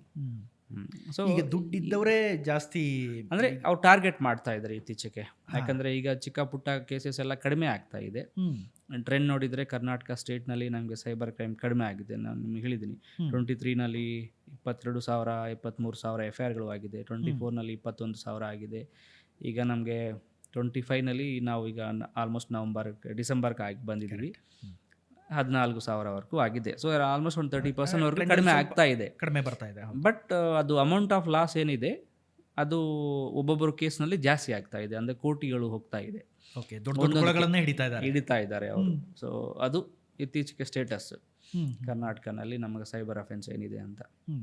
ಒನ್ಸ್ ಈ ಯಾರಾದರೂ ಜನ ಆ ಗುಂಪು ಸೇರ್ಕೊಂಡ್ಬಿಟ್ರು ಅಂತಂದ್ರೆ ಇವರು ಸಿಕ್ಕಾಕೊಂಡಂಗೆನೆ ಅದರಲ್ಲಿ ಹಾಗೇನೆ. ಸೊ ಅದರಿಂದ ಹೊರ ಬರೋದು ಸ್ವಲ್ಪ ಕಷ್ಟ ಆಗುತ್ತೆ, ಯಾಕಂದ್ರೆ ಇವರ ಹೊರಗೆ ಬರೋದು ಕಷ್ಟ ಆಗುತ್ತೆ. ಮಾಡಿದ್ರಂತೂ ಮುಗ್ದೇ ಹೋಯ್ತು. ಅದು ಏನಾಗ್ತಾರೆ ಅಂದರೆ ನಿಮಗೆ ಇವತ್ತು ಒಂದು ಸಾಫ್ಟ್ವೇರ್ ತೋರಿಸ್ತಾರೆ, ನಿಮಗೆ ಕೊಡಿಸ್ತಾರೆ, ಒಂದು ಅಪ್ಲಿಕೇಶನ್ ಕೊಡ್ತಾರೆ ನಿಮಗೆ ಅವರು. ಇವತ್ತು ನೀವು ಸಪೋಸ್ 1 ಲಕ್ಷ ಇನ್ವೆಸ್ಟ್ ಮಾಡಿದ್ರಿ, ಒಂದು ಆಫ್ಟರ್ 5 days ಅದು 1.5 lakh ಆಗಿಬಿಡುತ್ತೆ, 1.5 ಲಕ್ಷ ಆಗಿಬಿಡುತ್ತೆ. ಸೊ ನೀವೇನು ಮಾಡ್ತೀರಿ, ಆಯಿತು ನಾನು 1 ಲಕ್ಷ 1.5 ಲಕ್ಷ ಆಗಿಬಿಟ್ಟಿದೆ 5 ದಿನದಲ್ಲಿ, ಎಲ್ಲಿ ಬರುತ್ತೆ ನನಗೆ ಅಂತ. ನಂದು ಆಲ್ರೆಡಿ ನಾನು ಗ್ರೀಡಿ ಫೆಲೋ. ಅದರಲ್ಲಿ ಇನ್ನೂ ನಿಮಗೆ ಜಾಸ್ತಿ ಅದು ಏನಂತ ಹೇಳ್ತೀವಿ, ಇನ್ನೂ ನೀವು ನಾಳೆ 1 ಲಕ್ಷ ಹಾಕ್ತೀರಿ, 10 ಲಕ್ಷ ಹಾಕ್ತೀರಿ. ಕೆಲವರು ಆದರೆ ಸಾಲ ತಗೊಂಡು ಪ್ರಾಪರ್ಟಿಗಳು ಮಾರಾಟ ಮಾಡಿ ಹಾಕಿದ್ದವರು ಇದ್ದಾರೆ. ತುಂಬ ಜನ ಇದ್ದಾರೆ ಅದರಲ್ಲಿ. ಯಾಕಂದರೆ ಈ ಆಸೆಯಿಂದ ನನ್ನ ದುಡ್ಡು ಜಾಸ್ತಿ ಆಗ್ತಾ ಇದೆ ಅಂತ. ಅದರಲ್ಲಿ ಒಂದು ಅಪ್ಲಿಕೇಶನಲ್ಲಿ ತೋರಿಸ್ತಾರೆ, ಸಮ್ ಡೇಸ್ವರೆಗೂ ಕೊಡ್ತಾರೆ ಅವರು. ಏನು ಕೊಡಲ್ಲ, ಅವ್ರು ಏನು ಕೊಡಲ್ಲ ನಮಗೆ. ಇನ್ನು ನಿಮ್ದು ಇಷ್ಟು ಆಗಿದೆ, ಸೊ ಇನ್ನು ಇನ್ವೆಸ್ಟ್ ಮಾಡಿ ತೋರಿಸ್ತಾರೆ ಅಷ್ಟೇ. ಅಪ್ಲಿಕೇಶನ್ ಅಷ್ಟೇ ತೋರಿಸ್ತಾರೆ ಅಷ್ಟೇ. ಸೊ ನೀವು ಯಾವಾಗ ಹೋಗಿ ನಾನು ವಿಡ್ರಾ ಮಾಡಬೇಕು ಅಂತ ಅನ್ಕೊಳ್ತೀರೋ ಆವಾಗ ವಿಡ್ರಾ ಮಾಡುವಾಗ ನಿಮ್ಗೆ ಆಪ್ಷನ್ ಇರಲ್ಲ ಅಲ್ಲಿ. ಅಲ್ಲಿ ತೋರಿಸುತ್ತೆ. ನೀವು 10 ಲಕ್ಷ ಹಾಕಿದ್ರೆ ಅಲ್ಲಿ 30 ಲಕ್ಷ ತೋರಿಸ್ತಾರೆ ನಿಮಗೆ. ಬಟ್ ಅದು ವಿಡ್ರಾ ಮಾಡಬೇಕಂತ ಆಪ್ಷನ್ ಹೇಳುವಾಗ ಇಲ್ಲ, ಇದು ವಿಡ್ರಾ ಮಾಡೋಕ್ಕಾಗಲ್ಲ, ಈಗ ಫೈನಾನ್ಷಿಯಲ್ ಕ್ವಾರ್ಟರ್ ಕಡಿಮೆ ಆಗಿಲ್ಲ, ಬ್ಯಾಂಕ್ ರೂಲ್ಸ್ ಒಪ್ಪುದಿಲ್ಲ, ಸೆಬಿ ರೂಲ್ಸ್ ಒಪ್ಪುದಿಲ್ಲ ಅಂತ ಏನೇನೋ ಬಹಾನಗಳು ಕಥೆಗಳು ಹೇಳ್ತಾರೆ. ಅದಾದಮೇಲೆ ದೆನ್ ನಿಮಗೆ ಗೊತ್ತಾಗುತ್ತೆ, ಅಯ್ಯ ನಾವು ಯಾವುದೋ ಟ್ರ್ಯಾಪ್ ಆಗಿಬಿಟ್ಟಿದ್ದೀವಿ ಅಂತ. ಈಗ ನನಗೆ ಗೊತ್ತಾಯಿತು ನಾನು ಟ್ರ್ಯಾಪ್ ಆಗಿದ್ದೀನಿ ಅಂತ. ಇದೆ ಈಗ ಇನ್ವೆಸ್ಟ್ಮೆಂಟ್ ವಿಚಾರದಲ್ಲೇ ಬರೋಣ. ಸೊ ನಾನು ಫಸ್ಟ್ ಏನು ಮಾಡಬೇಕು? ಅದಾದ ಮೇಲೆ ಎನಿಬಡಿ ಈ ಇನ್ವೆಸ್ಟ್ಮೆಂಟ್ ಫ್ರಾಡ್ ಅಂತನಲ್ಲಿ ಯಾವುದು ಫೈನಾನ್ಷಿಯಲ್ ಫ್ರಾಡ್ ಸೈಬರ್ನಲ್ಲಿ ಆಗಿದೆ, ಯಾರೋ ಒಬ್ಬರು ನೀವು ಕ್ಲಿಕ್ ಮಾಡಿದ್ರಿ, ಯಾವುದು ಸಪೋಸ್ UPI ಪೇಮೆಂಟ್ ಅಂತ ಇರುತ್ತೆ. ಕೆಲವರು ನಿಮಗೆ ಆಯಿತು ಇವತ್ತು ಏನೋ ಅಂತ ಹೇಳ್ತೀರಿ, ಏನೋ ವೆಬ್ಸೈಟ್ನಲ್ಲಿ ಈ ಬದನೆಕಾಯಿ ತಗೊಳ್ಳಿ ಮನೆಗೆ ಬಂದ ಮೇಲೆ ಚೆನ್ನಾಗಾಗುತ್ತೆ ಅಂತ ಏನೋ ಸುಮ್ಮನೆ ಕಥೆಗಳು ಹೇಳ್ತಾರೆ. ನಮ್ಮವ್ರು ಅದನ್ನು ಬಿಲೀವ್ ಮಾಡ್ತಾರೆ. ಅಂಥವ್ರು ಇದ್ದಾರೆ. ಈಗ ಏನು ಹೇಳ್ಬೋದು, ಸೊಸೈಟಿನಲ್ಲಿ ಮನೆ ಪಕ್ಕದವ್ರಿಗೆ ಒಂದು 100 ರೂಪೀಸ್ ಕೊಡೋದಿಲ್ಲ ಇವರು, ಅವಶ್ಯಕರ ಇದ್ದರೆ. ಬಟ್ ನಾವು ಇದಕ್ಕೆ ಈ ಪ್ರಲೋಭಗಳಿಗೆಲ್ಲ ಹೋಗ್ಬಿಟ್ಟು ಏನೋ ನಾವು ಮಾಡ್ಕೊಳ್ತೀವಿ. ಸೊ ಇದನ್ನು ಕರೆಕ್ಟಾಗಿ ನೋಡಬೇಕು ಅಂತದ್ದು ಅದೇನಂತ ವಿವೇಕ ನಮಗೆ ಇರಬೇಕು ಬೇಸಿಕಲಿ. ಸೊ ಎನಿ ಫ್ರಾಡ್ ಆಗಲಿ, ಇದರಲ್ಲಿ ನಾವು UPIನಲ್ಲಿ ಕಾರ್ಡ್ ಕ್ಲಿಕ್ ಮಾಡಿದ್ದೀವಿ, ನಂದೊಂದು 10,000 ಹೋಗಿಬಿಟ್ಟಿದೆ ಯಾರಿಗೋ ಗೊತ್ತಿಲ್ಲದೆ, ಇದರಲ್ಲಿ ಯಾವುದೋ ಇನ್ವೆಸ್ಟ್ಮೆಂಟ್ ಫ್ರಾಡ್ ಆಯಿತು, ಒಂದು ಸಮಥಿಂಗ್ ಫೆಡೆಕ್ಸ್ನಲ್ಲಿ ಅಂತ ಹೇಳಿಬಿಟ್ಟು ನನಗೆ ಡಿಜಿಟಲ್ ಅರೆಸ್ಟ್ ಮಾಡಿ ಮನೆಯಲ್ಲಿ ಕೂರಿಸ್ಬಿಟ್ಟು ನನ್ನ ಅಕೌಂಟಿನಲ್ಲಿ ದುಡ್ಡೆಲ್ಲ ತಗೊಂಡು ಬ್ಯಾಂಕಿಂದ ಹೋಗಿ ನನಗೆ ದುಡ್ಡು ತರಿಸ್ಕೊಂಡ್ರು, ಅವರು ಬೇರೆ ಅಕೌಂಟ್ ಹಾಕ್ಕೊಂಡ್ರು, ಅಂಥದ್ದು ಆಗಿದೆ. ಇಲ್ಲ ಈ ಮ್ಯಾಟ್ರಿಮೋನಿಯಲ್ ವೆಬ್ಸೈಟ್ನಲ್ಲಿ ನನಗೆ ಹಿಂಗೆ ಆಗಿದೆ, ಇಂಥದ್ದು ಎಲ್ಲ ಆಗ್ತಾ ಇದ್ದರೆ ಫಸ್ಟ್ ನಾವು ಮಾಡಬೇಕಾಗಿದ್ದು ಕೆಲಸ, ನಮಗೆ ಈಗ ಇದರಲ್ಲಿ ಮಂತ್ಸ್ ಟುಗೆದರ್ ಡೇಸ್ ಟುಗೆದರ್ ನಡೆಯೋದ ಒಂದು ದಿನಲ್ಲಿ ಆಗುವಂಥದ್ದು ಅಫೆನ್ಸ್ಗಳು ಅಲ್ಲ ಇವು. ಆದರೂ ನಮ್ಗೆ ಯಾವಾಗ ಗೊತ್ತಾಗುತ್ತೆ ಆವಾಗ ಇಮಿಡಿಯೇಟ್ಲಿ ನಮಗೆ ಟೋಲ್ ಫ್ರೀ ನಂಬರ್ ಇದೆ ಆಲ್ ಓವರ್ ಇಂಡಿಯಾಕ್ಕೆ, ಎಲ್ಲರೂ ಕಾಮನ್ ಆಗಿ ಟೋಲ್ ಫ್ರೀ ನಂಬರ್ ಇದೆ 1930 ಅಂತ. 1930 ಎಲ್ಲರಿಗೂ ಹೇಳಬೇಕು ಅಂತದನ್ನೇ, ಮರ ಅದು ನಮ್ಮ ಮನಸ್ಸಲ್ಲಿ ಅದು ಇರಬೇಕು. ಸೊ 1930 ನಂಬರ್ಗೆ ನೀವು ಫೋನ್ ಮಾಡಿದರೆ ಇಮಿಡಿಯೇಟ್ಲಿ ನಿಮ್ಗೆ ಏನು ಟ್ರಾನ್ಸಾಕ್ಷನ್ಸ್ ಮಾಡಿದ್ರಿ, ನೀವು ಏನೇನು ಬ್ಯಾಂಕ್ ಅಕೌಂಟ್ಸ್ಗಳಿದ್ದಾವೆ ಅದು ಏನಿದೆ ಆ ಟ್ರಾನ್ಸಾಕ್ಷನ್ಸ್ ಮಾಡಿದ್ರೆ ಅದು ಇದ್ದರೆ ನಾವು ಅದಕ್ಕೆ ಅವ್ರಿಗೆ ಫೋನ್ ಮಾಡಿದರೆ ಇಮಿಡಿಯೇಟ್ಲಿ ನೀವೇನು ಟ್ರಾನ್ಸ್ಫರ್ಸ್ ಮಾಡಿದಿರೋ ಅಮೌಂಟ್ಗೆ at least try to stop the money. ಈಗ ನನಗೆ ಇವತ್ತು ಮಾರ್ನಿಂಗ್ 1 hour ಬ್ಯಾಕ್ ನಾನೊಂದು 10 ಲಕ್ಷ ಹಾಕಿಬಿಟ್ಟಿದ್ದೀನಿ, ನನಗೆ ಗೊತ್ತಾಗಿದೆ ಟ್ರಾಪ್ ಆಗಿಬಿಟ್ಟಿದ್ದೀನಿ ಅಂತ. ಈಗ 1 ಅವರಲ್ಲಿ ಆಗಿದ್ದೆ ನಾನು ಈಗ ಮಾಡಿದರೆ ನನಗೆ ಒಂಥರ ತುಂಬ ಇದು ಆಗುತ್ತೆ, ವಾಟ್ ಯು ಕಾಲ್ ಅವಕಾಶ, ಪ್ರಾಬಬಿಲಿಟಿ, ಈ ಸಂಭಾವ್ಯತೆ, ಈ ಸಂಭಾವ್ಯತೆ ಏನೋ ಸಾಧ್ಯತೆ ಏನಿದೆ ಆ ಮನಿ ರಿಕವರ್ ಮಾಡಲಿಕ್ಕೆ ಜಾಸ್ತಿ ಇರುತ್ತೆ. ಈ ಗೋಲ್ಡನ್ ಅವರ್ ಕಾನ್ಸೆಪ್ಟ್ ಅಂತ ಏನು ಹೇಳ್ತೀವಿ. ಎನಿ ಟೈಮ್ ಏನು ಆಕ್ಸಿಡೆಂಟ್ ಆಗಿದ್ರೆ ನಾವು ವಿತಿನ್ 1 hour 2 hours ಅವ್ನಿಗೆ ಹಾಸ್ಪಿಟಲ್ ಕರೆಕ್ಟಾಗಿ ಕರ್ಕೊಂಡು ಹೋಗಿದ್ರೆ ಪಾಪ ಅವ್ರಿಗೆ ಉಳಿಸ್ಲಿಕ್ಕೆ ಅವ್ರ ಪ್ರಾಣ ಉಳಿಯುತ್ತೆ ಅಂತ ಹೇಳಿಬಿಟ್ಟು. ಸೊ ಆ ರೀತಿಯಲ್ಲಿ ಇದರಲ್ಲಿ ನಾವು ಇಮಿಡಿಯೇಟ್ಲಿ ಫೋನ್ ಮಾಡಿದರೆ ಅಟ್ಲೀಸ್ಟ್ ಈ ಸಿಸ್ಟಮ್ ಏನು ಮಾಡುತ್ತೆ 1930 ಅಂದರೆ ನೀವು ಫೋನ್ ಮಾಡಿದ ಕೂಡಲೇ ನಿಮಗೆ ಬ್ಯಾಂಕ್ ಅಕೌಂಟ್ ಡೀಟೇಲ್ಸ್ ಎಲ್ಲ ತಗೊಳ್ತಾರೆ. ನನ್ನ ಅಕೌಂಟಿಂದ ನಿಮ್ಮ ಅಕೌಂಟ್ಗೆ ಹಾಕಿದ್ದೀವಿ ನಾವು 10 ಲಕ್ಷ, ಸೊ ಅದಕ್ಕೆ ಒಂದು ಟ್ರಾನ್ಸಾಕ್ಷನ್ ID ಇರ್ತವೆ, ಅದು ತಗೊಂಡು ಇಮಿಡಿಯೇಟ್ಲಿ ಈ 10 ಲಕ್ಷ ಅವ್ರ ಅಕೌಂಟ್ಗೆ ಹೋಗಿದೆ ಎಲ್ಲೆಲ್ಲಿ ಅಕೌಂಟ್ ಆಗಿದೆ ಅಂದರೆ ಟ್ರೇಸ್ ಮಾಡಲಿಕ್ಕೆ ಶುರು ಮಾಡುತ್ತೆ ಆಟೋಮೆಟಿಕ್ಕಾಗಿ ಸಿಸ್ಟಮ್ ಹಿಂದ್ಗಡೆದು. ಈ 1930 ಕಾನ್ಸೆಪ್ಟ್ ಏನಿದೆ ಓಕೆ, ಅದು ಟ್ರೇಸ್ ಮಾಡಿ ಈಗ ನಿಮ್ಮ 10 ಲಕ್ಷ ನಾವು ಕೊಟ್ಟಿದ್ದೀನಿ, ನಿಮಗೆ 2 ಬಾರಿ ಕೊಟ್ಟಿದ್ದೀನಿ, ಅದರಲ್ಲಿ 3 ಲಕ್ಷ ನೀವು ಅವ್ರಿಗೆ ಹಾಕಿದ್ರಿ, 2 ಲಕ್ಷ ಇನ್ನೊಬ್ರು ಹಾಕಿದ್ರಿ, ಇನ್ನೊಬ್ರು 1 ಲಕ್ಷ ಹಂಗೆ ಹಾಕ್ಕೊಂಡು ಹೋಗಿದ್ರೆ ಎಲ್ಲೆಲ್ಲಿ ಏನಾದರೂ ದುಡ್ಡಿದ್ರೆ ಆ ಅಕೌಂಟ್ಸ್ಗಳೆಲ್ಲ ಬ್ಲಾಕ್ ಮಾಡಿಕೊಂಡು ಹೋಗುತ್ತೆ ಸಿಸ್ಟಮ್. ಸೊ ನಾಳೆ ನಮಗೆ ರಿಕವರಿ ಮಾಡಲಿಕ್ಕೆ ಅವಕಾಶ ಸಿಗುತ್ತೆ.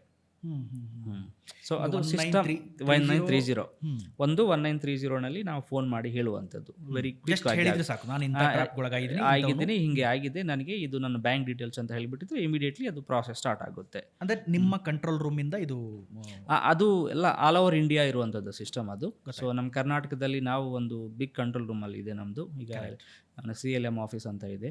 ಆ CLM ಆಫೀಸ್ನಲ್ಲಿ 1930 ಕಾಲ್ ಸೆಂಟರ್ ಇರುತ್ತೆ. ಸೊ ಕನ್ನಡಗೆ ಅವರು ಯಾರು ಫೋನ್ ಮಾಡಿದರೆ ಅವರಿಗೆ ಫೋನ್ ಬರುತ್ತೆ, ಅವರು ಡೀಟೇಲ್ಸ್ ಹೇಳ್ಬೋದು, ಅವರು ರಿಜಿಸ್ಟರ್ ಆಗುತ್ತೆ ವೆಬ್ಸೈಟ್ನಲ್ಲಿ, ಅದು ಇಮಿಡಿಯೇಟ್ಲಿ ಬ್ಯಾಂಕ್ ಸಿಸ್ಟಮ್ನಲ್ಲಿ ಪಿಕ್ ಮಾಡುತ್ತಾ ಹೋಗುತ್ತೆ. ಒಂದೊಂದು ಅಕೌಂಟ್ಸ್ಗಳೆಲ್ಲ ಅಂದರೆ ಬ್ಲಾಕಿಂಗ್ ಮಾಡೋದೊಂದು, ಅಂದರೆ ಈ ದುಡ್ಡನ್ನ ಬ್ಲಾಕ್ ಮಾಡಿ, ಇಷ್ಟು ದುಡ್ಡು ಬ್ಲಾಕ್ ಮಾಡಿ, ಇಷ್ಟು ದುಡ್ಡು ಬ್ಲಾಕ್, ಲೀನ್ ಮಾರ್ಕಿಂಗ್ ಅಂತ ಹೇಳ್ತೀವಿ ನಾವು ಬ್ಯಾಂಕಿಂಗ್ ಭಾಷೆನಲ್ಲಿ. ಸೊ ಅದನ್ನು ಮಾಡಿಕೊಂಡು ಹೋಗುತ್ತೆ ಅದು. ಸೊ ಅದರಲ್ಲಿ ಅದು ಆಗುತ್ತೆ. ಸೊ ಆ ರೀತಿಯಲ್ಲಿ ಅಂದರೆ ಬೇಗ ಇಮಿಡಿಯೇಟ್ಲಿ ನೀವು ಕಂಪ್ಲೇಂಟ್ ಕೊಟ್ಟಿದ್ರೆ, ಈಗ ಆಯಿತು ಇವತ್ತು ಆದಮೇಲೆ ಒಂದು 6 ಮಂತ್ಸ್ ಆದಮೇಲೆ ಕಂಪ್ಲೇಂಟ್ ಕೊಟ್ಟಿದ್ದೀರಾ, ಒಂದು 6 ಡೇಸ್ 10 ದಿನ ಆದಮೇಲೆ ಕೊಟ್ಟಿದ್ರೂ ಏನು ಪ್ರಯೋಜನ ಇರಲ್ಲ. ಓಕೆ, ಯಾಕಂದರೆ ಇದು ಒಂದು ಹೇಳಿದ್ದೀನಿ ನಿಮಗೆ, ಇದು ಯಾಕೆ ಇರುವುದಿಲ್ಲ ಅಂತ ಒಂದು ಮಾತಲ್ಲಿ ಹೇಳ್ತೀನಿ, ಒಂದು ನಿಮಿಷದಲ್ಲಿ ನಿಮ್ಗೆ ಕ್ಲಿಯರಾಗಿ.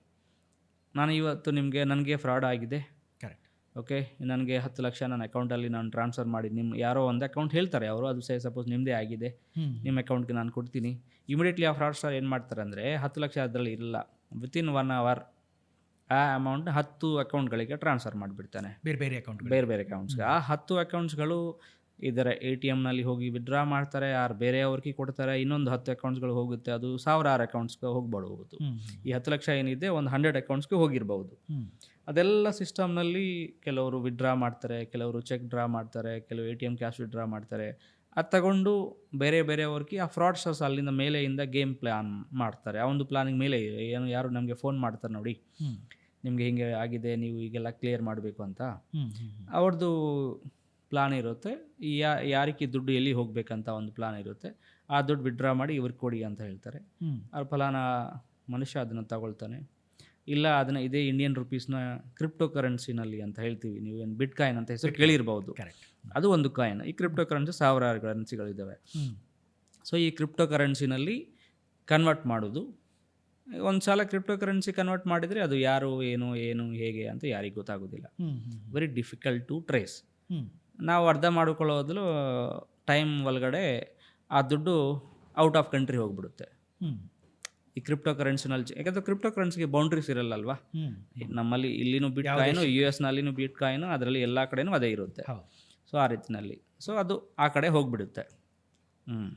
ಓಕೆ, ಸೊ ಆ ರೀತಿನಲ್ಲಿ ಇರುತ್ತೆ. ಸೊ ಅದಕ್ಕಾಗಿ ನಾವು ಯಾಕೆ ಈ ಗೋಲ್ಡನ್ ಅವರ್ ಕಾನ್ಸೆಪ್ಟ್ ಇಮಿಡಿಯೇಟ್ಲಿ ಹಾಗೇನಿಲ್ಲ, ಅಂದರೆ ಯಾವಾಗ ನಿಮ್ಗೆ ಗೊತ್ತಾಗಿದ್ರೆ ಆವಾಗ ಮಾಡಿ. ಈಗ ಗೋಲ್ಡನ್ ಅವರ್ ಕಾನ್ಸೆಪ್ಟ್ ನಿಜ ಹೇಳ್ಬೇಕು, ಬೇಗ ಸಾಧ್ಯವಾಗುತ್ತೋ ಅಷ್ಟು ಬೇಗ ಮಾಡಿದ್ರೆ ಒಳ್ಳೆಯದು, ಅವಕಾಶ ಇದೆ. ಇದು ಫೈನಾನ್ಷಿಯಲ್ ಫ್ರಾಡ್ಸ್ನಲ್ಲಿ. ಈಗ ಬೇರೆ ರೀತಿಯಲ್ಲಿ ಸೈಬರ್ ಫ್ರಾಡ್ಸ್ ನಿಮಗೆ ಇನ್ನೂ ತುಂಬ ಬೇರೆ ಬೇರೆ ರೀತಿಯಲ್ಲೇ ಇರ್ತವೆ. ಈಗ ನ್ಯೂಡ್ ಫೋಟೋಗಳನ್ನು ಬೇರೆಯವ್ರಿಗೆ ಸೆಂಡ್ ಮಾಡೋವಂಥ ಪ್ರಕರಣಗಳಲ್ಲಿ ಈಗ ಎಷ್ಟೋ ಜನ ತಾಯಿ ಬೇರೆ ಬೇರೆ ಅಕ್ಕ ತಂಗಿದರು ಇವ್ರದೆಲ್ಲ ನ್ಯೂಡ್ ಫೋಟೋಗಳು ಬೇರೆ ಬೇರೆ ಕಡೆ ಶೇರ್ ಆಗ್ತಾ ಇರುತ್ತೆ.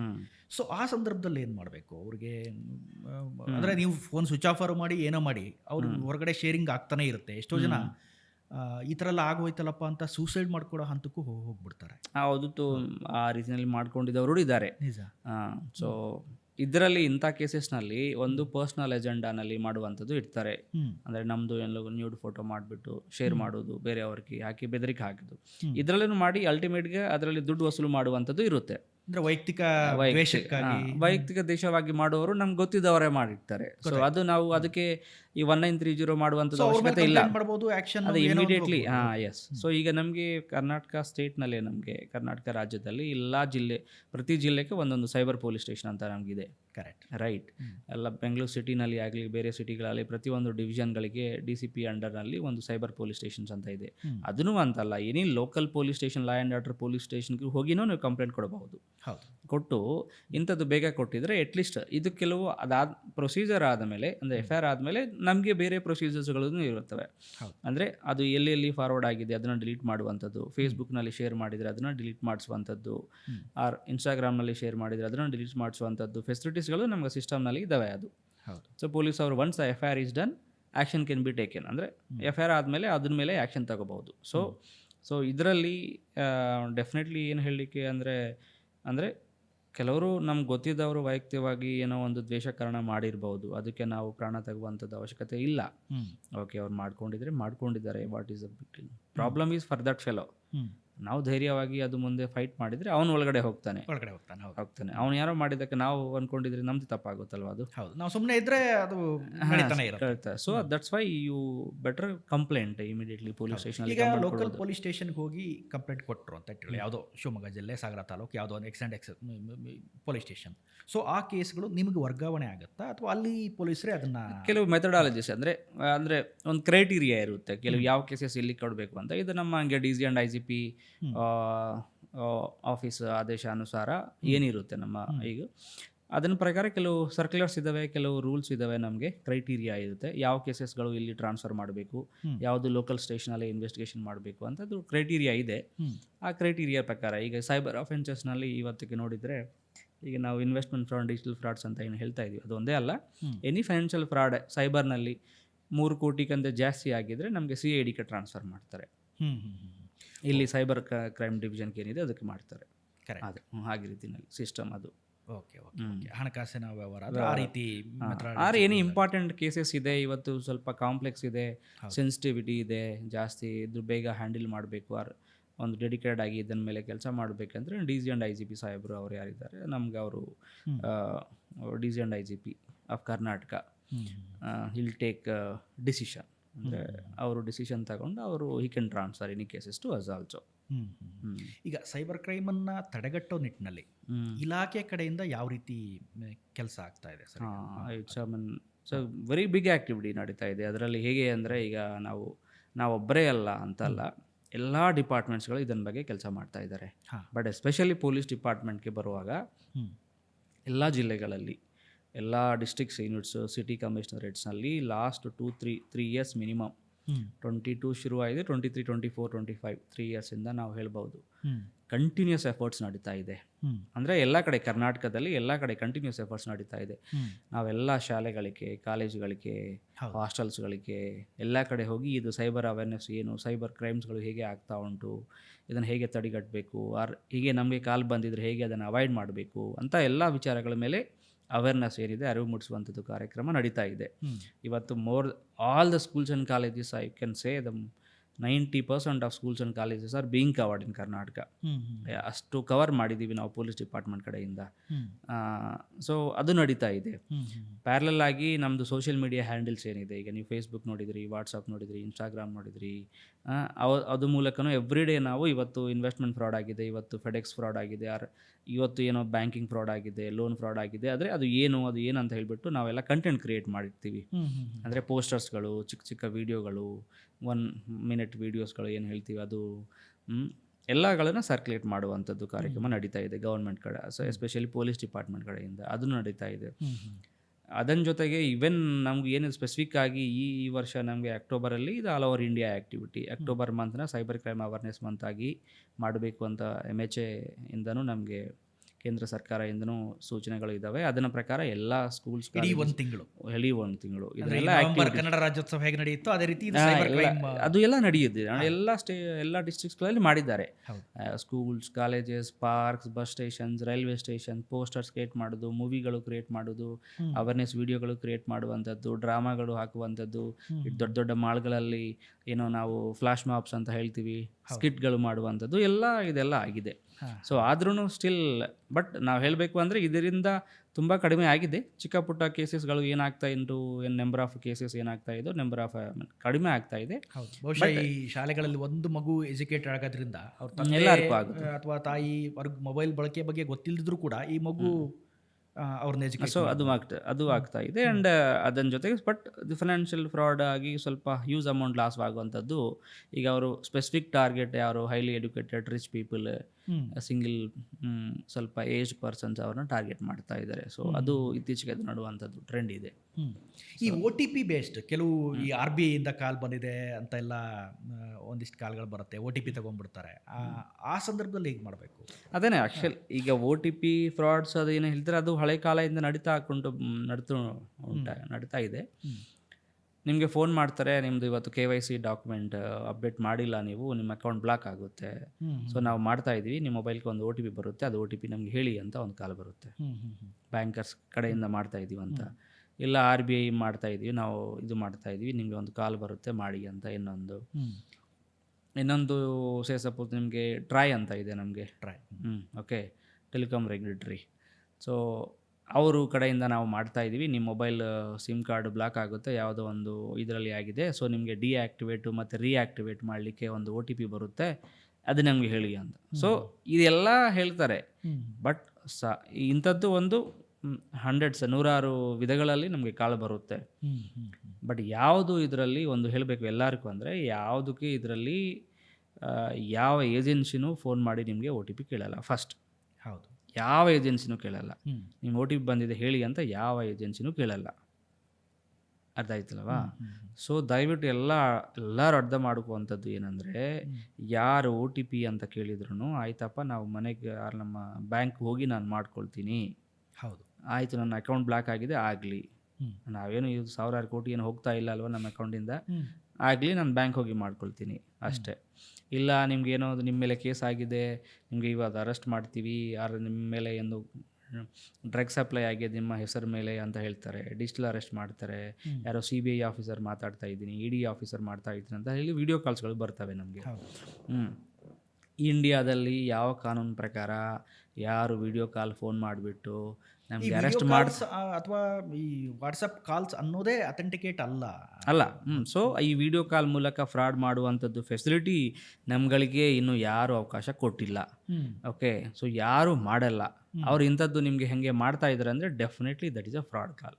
100 ಅಲ್ಲ, 100ಕ್ಕೆ 100 ಅಲ್ಲ, 100ಕ್ಕೆ 1000% ನೀವು ಹೇಳ್ಕೋಬೋದು, ಅದು ಫ್ರಾಡ್ ಕಾಲ್. ಯಾರು ಮಾಡಲ್ಲ. ನಿಜವಾಗಿ ಯಾವ ಪೊಲೀಸ್ ಆಫೀಸರ್ ನಿಮಗೆ ಫೋನ್ ಮಾಡಿದ್ರು, ಆಯ್ತಪ್ಪ ನಿಮ್ಮ ಪೊಲೀಸ್ ಸ್ಟೇಷನ್ ಎಲ್ಲಿ ಅಂತ ಹೇಳಿ, ಹೇಳಿ ನಾನು ಬರ್ತೀನಿ ಅಲ್ಲೇ ಅಂತ ಹೇಳಿ ಸಾಕು. ಬ್ಯಾಂಕ್ ಆದರೆ ನಿಮಗೆ ಸಂಬಂಧಪಟ್ಟ ಬ್ರಾಂಚ್ಗಳು. ಈಗ ನಿಮ್ಮ ಮೇಲೆ ಏನಾದರೂ ಕೇಸ್ ಆಗಿದೆ, ನೀವು ಬಾಂಬೆಗೆ ಬರಬೇಕು, ಇಲ್ಲಿ ಬರಬೇಕು, ED ಆಫೀಸ್ಗೆ ಬರಬೇಕು, ಅದನ್ನು ಹೇಳಿ ಭಯ ಹಾಕ್ತಾರೆ ಅವರು. ಅಂದರೆ ಹಂಗೆ ಭಯ ಹಾಕಿ ನಮಗೆ ಕಂಟ್ರೋಲ್ಗೆ ತಗೊಳ್ತಾರೆ ಅವರು, ನಮ್ಮನ್ನು ಅವರು ಕಂಟ್ರೋಲ್ಗೆ ತಗೊಳ್ತಾರೆ. ಅಂಥದ್ದು ಇದ್ದಾಗನೂ ಯಾರು ನಂಬುವ ಅವಶ್ಯಕತೆ ಇಲ್ಲ. ಯಾವುದು ನಮ್ಮ ಕಾನೂನು ಪ್ರಕಾರ ನಾವು ಹಿಂಗೆ ವಿಡಿಯೋ ಕಾಲ್ ಮಾಡಿ ಇಂಟ್ರಾಗೇಟ್ ಮಾಡುವಂಥದ್ದು ಫೆಸಿಲಿಟಿ ಇಲ್ಲ. ಅಂಥದ್ದು ಬಂದರೆ ಸಿಂಪಲಾಗಿ ಹೇಳ್ಕೊಂಥದ್ದು, ಆಯಿತು ನಮ್ಮ ಪೊಲೀಸ್ ಸ್ಟೇಷನ್ ಅವ್ರಿಗೆ ನೋಟಿಸ್ ಕೊಡಲಿ, ನಾವು ಅವ್ರಿಗೆ ಬರಲಿ, ನಾವು ಹೋಗ್ತೀವಿ ಜೈಲ್ಗೆ. ಬಟ್ ನೀವು ಅರೆಸ್ಟ್ ವಾರೆಂಟ್ ಕೊಡಿ ಅಂತ ಹೇಳುವ ಅವಶ್ಯಕತೆ ಇಲ್ಲ. ನೀವು ನಮ್ಮ ಪೊಲೀಸ್ ಅವ್ರು ಕಳಿಸ್ಕೊಡಿಯಪ್ಪ, ಲೋಕಲ್ ಪೊಲೀಸ್ ಅವ್ರಿಗೆ, ಅವ್ರು ಅರೆಸ್ಟ್ ಮಾಡಲಿ, ಹೋಗ್ತೀನಿ ಅವ್ರ ಜೊತೆಗೆ ಅಂತ ಹೇಳಿ ಅಷ್ಟು ಸಾಕು. ಬರಲ್ಲ ಅಂದರೆ ಅವ್ರಿಗೆ ಗೊತ್ತಿದೆ ಅಂತ ಅರ್ಧಾಗುತ್ತೆ. ಸೊ ತುಂಬ ಜನ ಈಗ ಏನು ನಾವು ಇನ್ವೆಸ್ಟ್ಮೆಂಟ್ ಫ್ರಾಡ್ ಹೇಳಿದ್ವಿ, ಡಿಜಿಟಲ್ ಅರೆಸ್ಟ್ ಫ್ರಾಡ್ ಹೇಳಿದ್ವಿ, ಈಗ ಹೈಲಿ ಎಡ್ಯುಕೇಟೆಡ್ ಪೀಪಲ್. ಬಟ್ ಅವ್ರಿಗೆ ನಿಜವಾಗಿ ಹೇಳ್ಬೇಕಂದ್ರೆ, ನಿಜವಾಗಿ ಹೊರಗಡೆ ಸೊಸೈಟಿನಲ್ಲಿ ಸಿಸ್ಟಮ್ ಹೇಗಿದೆ, ಯಾರು ಹೇಗೆ ಕೆಲಸ ಮಾಡ್ತಾರಂತ ಒಂದು ಪರಿಜ್ಞಾನನೂ ಇಲ್ಲದಂಥವ್ರು ಇದ್ದಾರೆ ಕೆಲವರು.